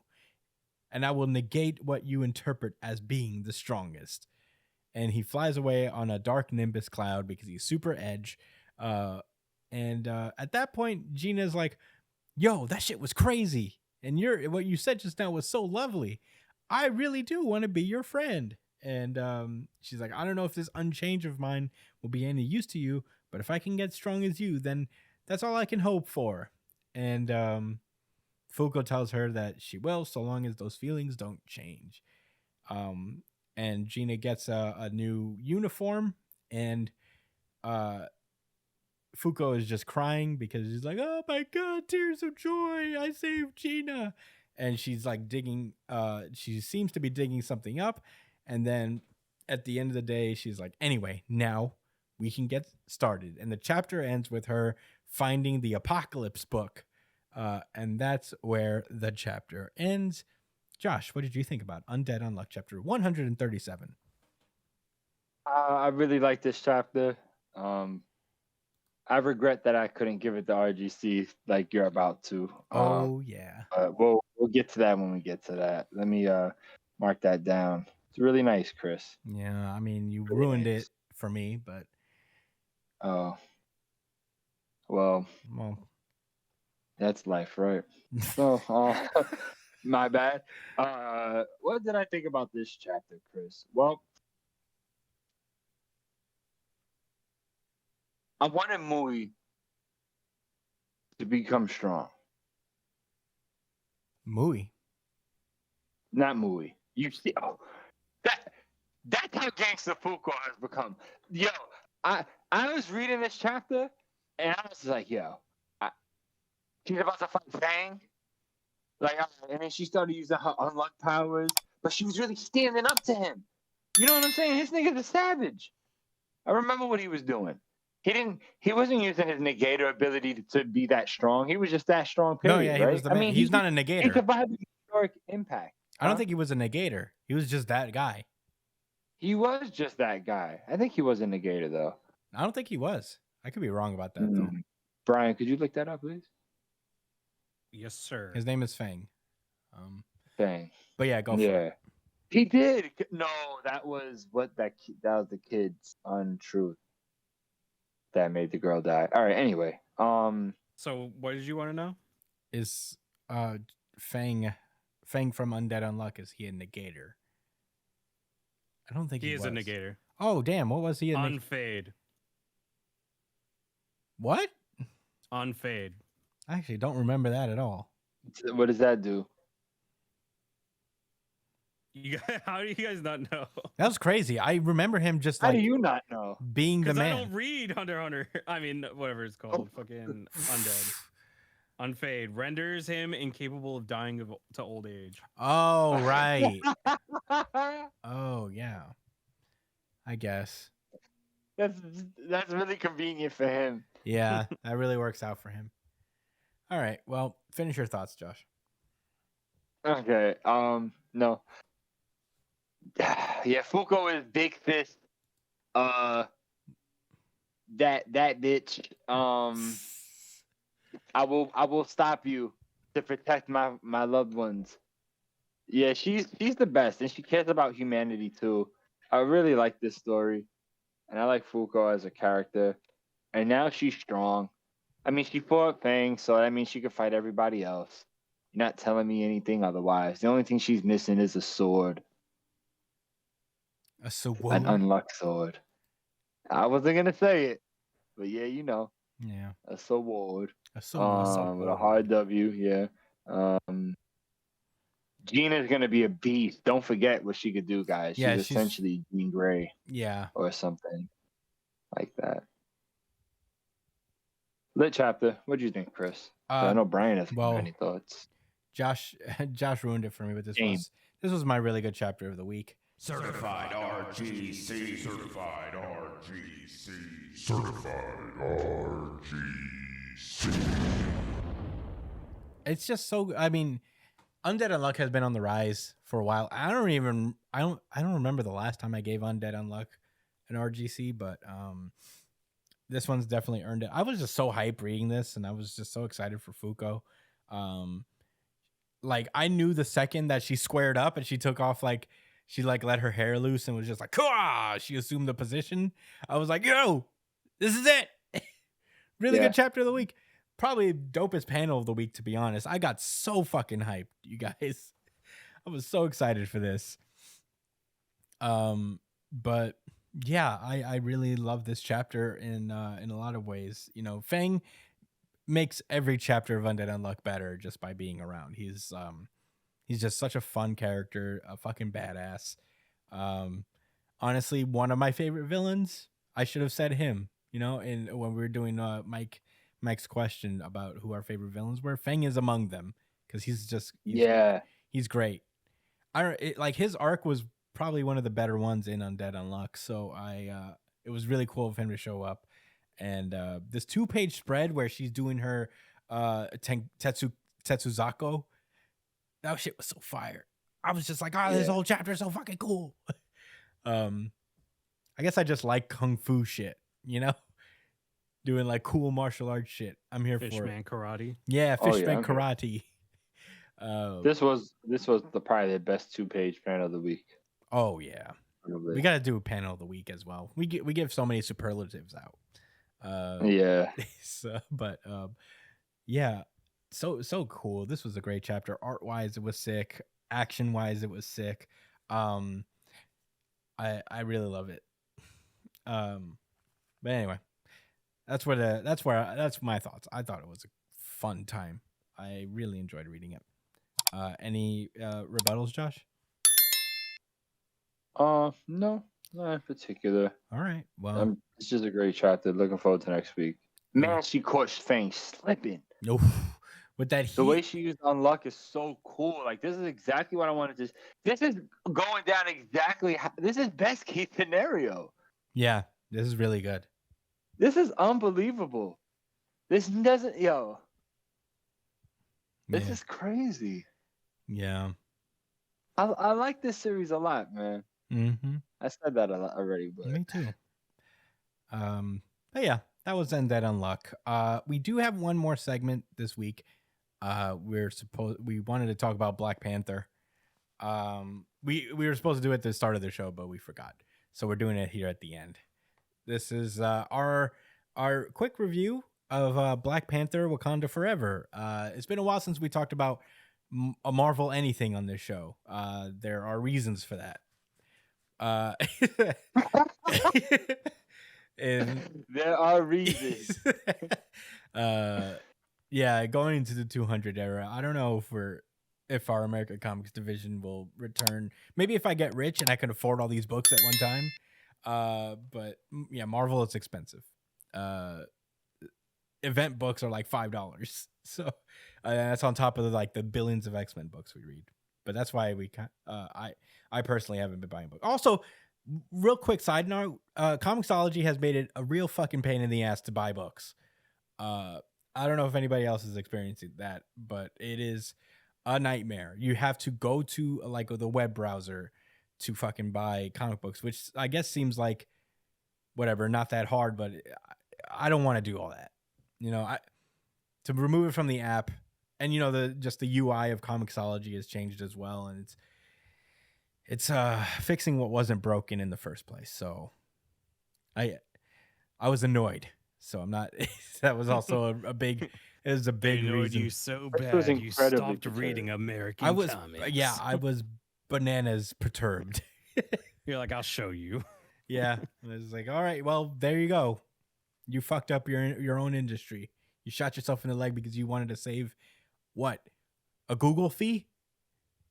Asshole. Bezos doesn't have enough money. The fucking the richest man in the world. He's trying to save money by make it harder to buy books. Fuck you, Bezos. Anyway. That's it. Black Panther. We'll do quick spoiler-free thing real fast. Just so, give you some time to click off the video if you haven't seen it. But I really liked it. I haven't been super keeping up with the MCU, mostly because I am in the midst of MCU fatigue. So I really only have tolerance for the movies that come out. I haven't really watched a show since the Captain America show. I watched one episode of Hawkeye. And Loki was good. Oh, right. Loki was the last one. I saw Loki. But yeah, I saw one episode of Hawkeye and I was like, I guess I don't have to continue watching every single one of these. And then I just haven't. Maybe one day I'll go back. But as far as Black Panther goes, I think it's one of the better outings that Marvel has put out since the Endgame era. It's up there with No Way Home for me. I had a good time watching it. It's a little long. It probably didn't Yeah. have to be as long as it was, but I enjoyed it. I think they did Namor justice. And yeah, real quick spoiler thoughts. You guys, Brian, what did you think? I thought it was a pretty good movie. I feel like the first half was better than the second half, in my humble opinion. I felt like the first half kind of took a lot of time to take care of these more unique moments, and then as the movie went on, it started to feel like a lot of moments were underdeveloped, unfortunately. Like there were a lot of times where I was like, oh man, I wish they could have capitalized on that a little bit more. Like, just spoiler free, right? Yeah, this is spoiler free right now. Okay. We'll get into detail in a few minutes. But yeah, there were a lot of moments where I was like, oh man, I wish they could have capitalized on that a little bit more, or oh man, it feels like they went past that a little too quick. Like there were a few times where I feel like they could have just cut some other parts out and then added more depth to other situations, you know? yeah, But Josh. those are my thoughts. Josh, what did you think? Spoiler free. Spoiler free, right? Okay, so just some quick bullet points of things that I feel like I really enjoyed about the movie. I think the acting for the most part was really good. Yeah. For each character, I don't think anybody was like an Oscar worthy performance, but it's not like I really know what that is anyway. I just felt immersed with every character, which was important. Angela Bassett is a hell of an actress, though. Oh yes. If there's anybody in there that's like an Oscar, it would probably be Angela Bassett. But Namor, Kulu, Kultan. I think his name is Kukulutan, something like that. Yeah. He did a very good job in his role. Yeah, spoiler free. I don't want to talk about. Yeah, we'll get into it. Okay, so I'll just say this. Just remember that. Oh no, I had other bullet points. Oh. Okay, so the music and the scenery were. Oh, all right. The music was incredible. This was one of the best scores in a movie I've you know what I mean? I don't pay attention to these type of things. I guess like I've learned about these things and now I can appreciate it. So I go on with that lens in movies more recently. But man, did it stand out in this one. And just obviously like where they took the shots at between like Africa and on the beach and what was supposed to represent like the Mesoamerican. Oh, let me not talk too much. yeah. I'm gonna leave it at that. They show various different like cultures really well. Okay, I thought as far as the overall message goes, there was stuff I liked, but overall wasn't really it left a lot. It left a lot on the table, in my opinion. It was a lot of people are saying it was safe, and I tend to agree with that term. It was a very safe story, but a decent one nonetheless, an enjoyable one, and one with, like I said, at least decent message at a certain point of the movie. Yeah. All right, those are all my spoiler-free thoughts. Yeah, we're gonna get into spoiler territory now. So if you haven't seen the movie if you haven't seen the movie yet, stay safe, New Jump citizens. You could click off here. We love y'all. See you guys next week. Peace out, guys. No hard feelings. Yeah, but if you have seen it and you want to hear some thoughts, this is it. Spoilers now. Okay, so Can I get in my thoughts? Oh, Brian was waiting. Sure. Go for it, Brian. All right. So basically, the parts that I wish were a little bit more developed was the Killmonger moment. God, I wish that the Killmonger moment had a little bit more time to like kind of really settle in, or let them talk a little bit more, and kind of like a Punisher Daredevil kind of situation. It would have been so cool to have that kind of discussion. And I wish they cut out the whole Ross situation too, because it didn't feel like it added anything to the story at all. I'm talking about the white guy. I know. Um, I know. For There aren't many but Wakandans named Ross. You know? it just felt like, damn, well, this guy's plot line doesn't really seem all that interesting. The only reason he's back in is because, or at least he had as much screen time as he did, was because he was in the first one. And even in the first one, he felt like he wasn't really he wasn't really that big of a impact to it. I feel like if you take him out, the movie's still the same, and in fact, you get more for it. But this should have been a movie just about the Wakandans and their whole dealing with grief and the battle against the Atlanteans, or whatever they're called, the Talcon. But yeah, I wish they kind of fleshed those things out a little bit more. It would have been really cool. It was an almost 3 hour long movie. Oh yeah, we were in there for so long. I would not have wanted them to flesh it out more. Maybe they could have just what I mean by like that, been more efficient about it. yeah, what I Yeah. mean by that is like just cut down things that didn't need to be cut down, and then buff up things that needed to be buffed up, you know? Yeah, I feel you. What about you, Chris? What are your first thoughts? I really liked it. I agree with a lot of what Brian said. It's a long movie, but they could have allocated their time a little better in terms of story elements here and there. I feel like they took some liberties with Namor. They changed up a couple things. I'm not entirely familiar with Namor's origin. I don't know if he's really like Mesoamerican kind of guy, but I think it fit his character obviously pretty well.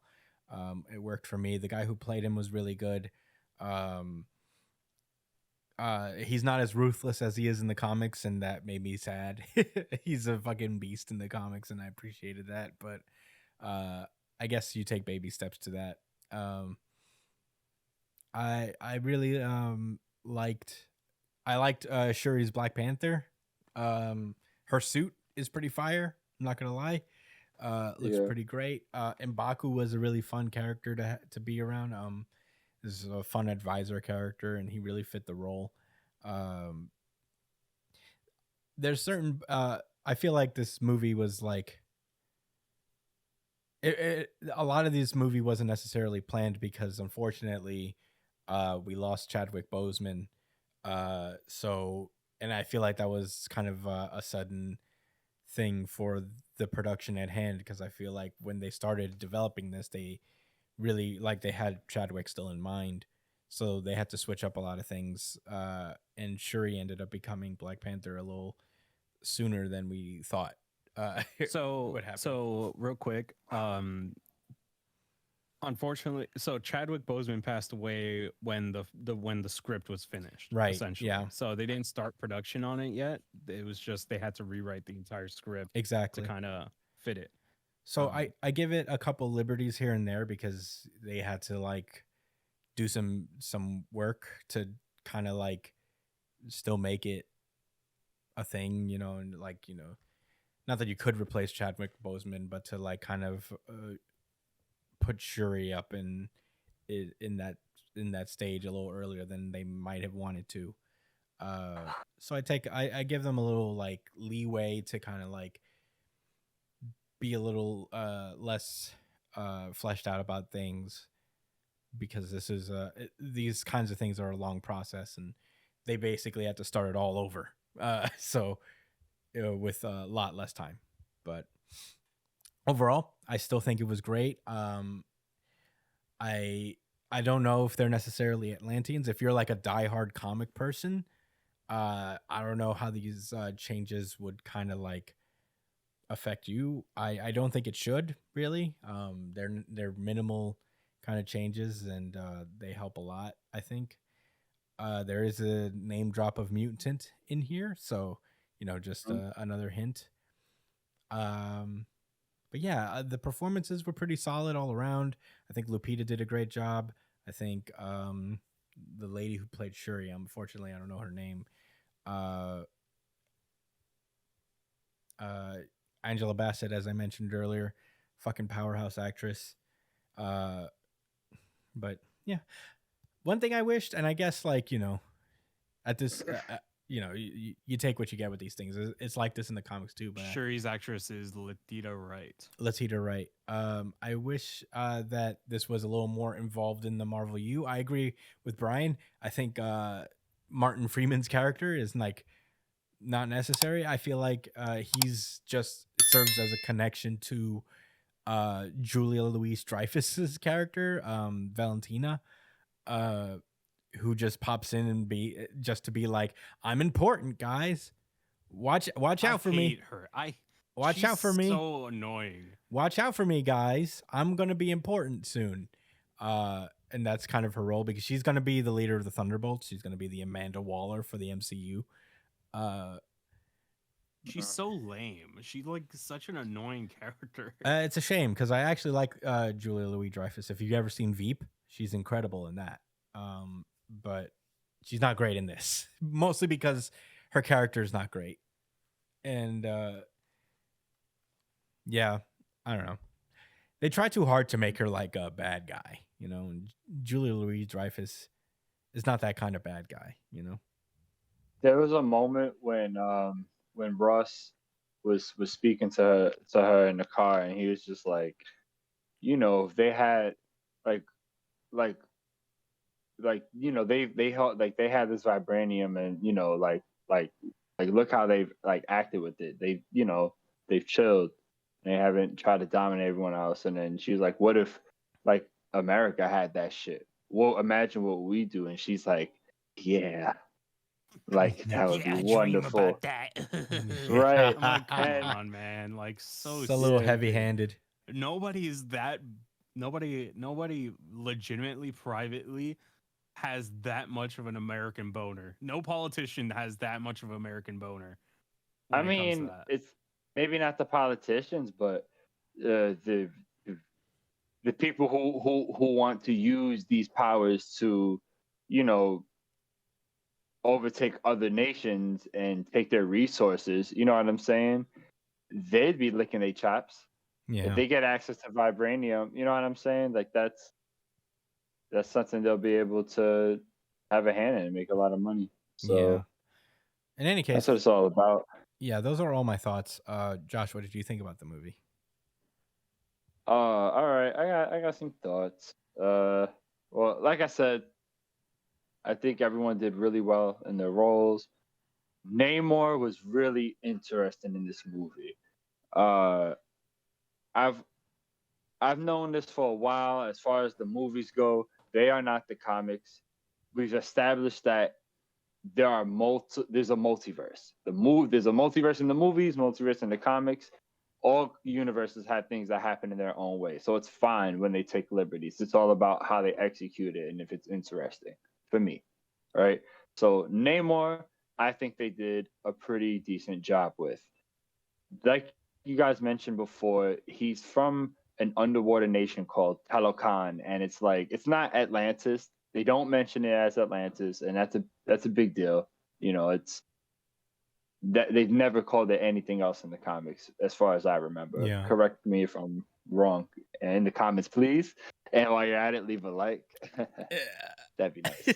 A little late in the game to be asked to saying that, but whatever. Anyway, yeah. So his whole backstory of the Talokan people, how they came to be, how they were an indigenous a group of people that were in the process of, being genocided. That is the theme of this whole episode. Genocided. Yikes. It's not on purpose. It just happened. It was Anyway. just a lot of genocides this week. Yeah, it's colonization. Lots of fictional genocides. Right. So they were going through. They were facing genocide. They were facing extinction and slavery. So they prayed to the gods. Was able to find a fucking vibranium flower, and there you go. They turn into fish people, right? So I'm not mad about that. I thought that was cool. I thought that was like a realistic MC. It was very MCU. Like it Mhm. was like, okay, this fits perfectly. Like this could have been there the whole time because it was low key. You know, they were isolationists just like Wakanda. If you could believe Wakanda was off the map all this time until like a couple years ago, then I believe that about Talocan. Talocan. So that's fine. That checks out for me. Speaking of Talocan, man, when they took the trip down there, it was fucking gorgeous. Um, and of course the music that was playing, this I guess that was Spanish music, right? Mhm. Like they was playing Spanish. Yeah, it fit the cultural theme. It was just so cool. It was a nice difference from the Wakandan slash African. I hate saying African because there's so many different cultures in Africa. Mhm. To give it Yeah, that umbrella I mean, term. just to, I guess. But I'll say Wakandan, and you just know that I'm not ignorant and I understand. God, that's what I did. No, but anyway, it was just a nice, I don't even want to say a contrast. It was just refreshing to see. It was beautiful to see them together, which kind of leads to the other thing I want to talk about, like plot wise. I don't want to talk about everything on my mind, but as you had these two nations clashing essentially, and I hear a lot of people was talking about it, like how even I spoke to a coworker today who's seen the movie like literally yesterday, just like us, and she was saying how like it was kind of disappointing to see like the two you know like nations that went through like I guess hardship and they're like on their own, you know what I'm saying, not part of like the global north or whatever, or the global superpower structure, but they again like similar backgrounds. She said it was kind of disappointing that they clash, and I agree.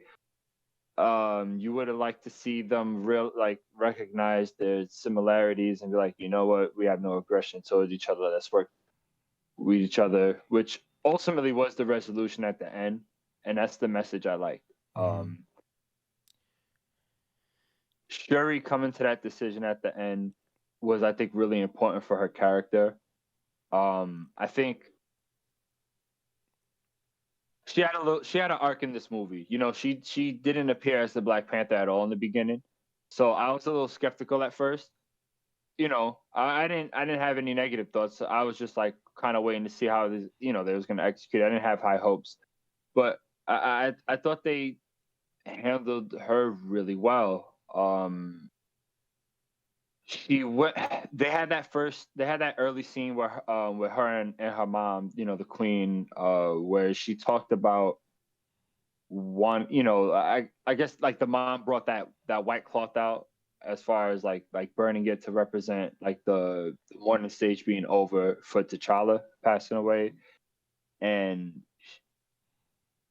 Shuri was resistant to that because she's more of a materialist. She's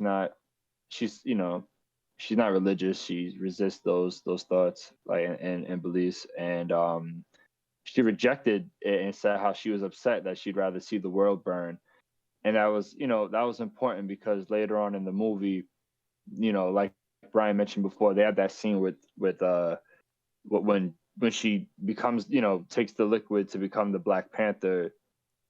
She sees on the ancestral plane, she runs into Killmonger, and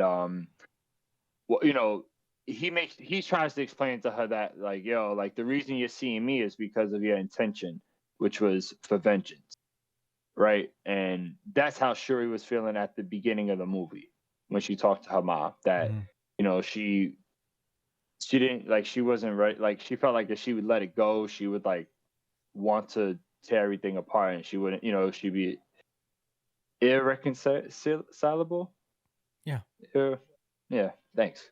All right. So, yeah. Anyway, as she was talking to Killmonger, and she was like trying to kind of snap back at him, like why, how they're different, and how he was horrible and the actions he took. Right.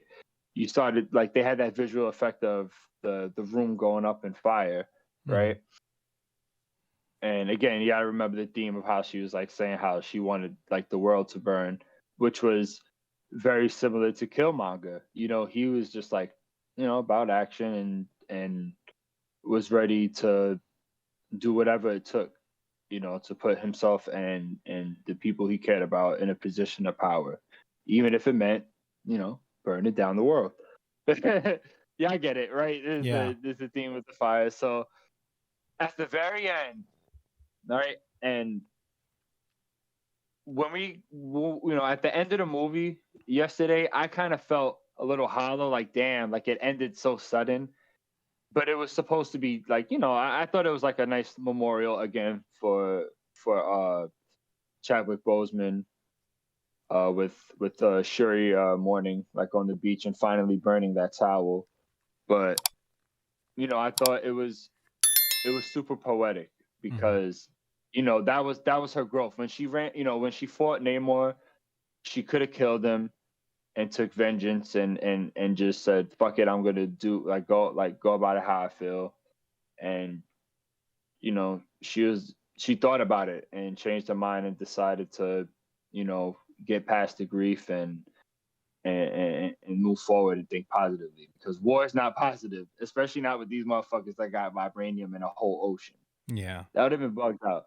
So yeah, I basically, after thinking about it and reflecting on it a little bit and talking to other people about that too and sharing ideas, like I thought, the ending was wholesome. Her burning like that cloth was her finally, she is Black Panther, bro. You know what I mean? She's ready to accept the past and move forward and do what needs to be done. And I got to give the movie its props for that. Because the most recent movies haven't delivered as far as a character arc within a movie, in my opinion. Nothing that potent. Yeah, and it could have been better. They left, there could have been a little bit more of Shuri dealing with the grief and being in over her head. Like maybe a little bit more time with the Queen passed away to see her really like breaking down. But yeah, I really enjoyed the movie.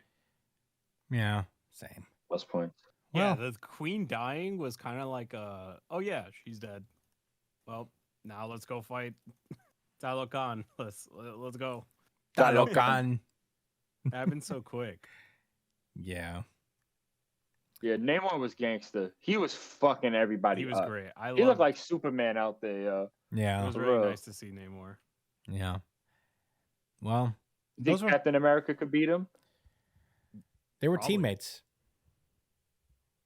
for a while. Back in the day, Namor teamed up with him in the original Human Torch. They were a team. The Invaders. That's sick. Yeah. Anyway, well, there you go. Captain America could beat him. That was our Black Panther review. Go see it. Recommendations from the three of us, I imagine. But with that being said, that was our show. Yeah. Thank you so much. This was a longer one, but a good one, I feel. I think this was a fun episode. Thank you guys so much for listening / watching as per usual. You could find me at the Chris Aspinall on Twitter and Instagram, Josh at JD Cole on Instagram, at New Jump City Josh on Twitter, Brian at b.esp on Twitter and Instagram. Follow him on his Twitch at twitch.tv/its punchline. Do that thing. Email the show at newjumpcitypod@gmail.com with any questions, suggestions, anything you guys want us to talk about in the show. Feedback on the show as well is welcomed. You can follow the show itself at New Jump City on Twitter and Instagram as well. You can hit us up on those. Take part in the weekly poll that we do every week by subscribing to the podcast so you never miss it. We usually put up the poll on Sundays when the official Viz translations come out. So cast your vote on your favorite chapter and we'll reveal it on the show the very next week. Subscribe to the podcast, share it on YouTube if you like. I'm doing a couple more things in the post-production, so please let me know. Give us some feedback a little bit on that as much as we can. I'm trying to circumvent this panel stuff and, show you guys some images from the show, or from the manga, so, fingers crossed.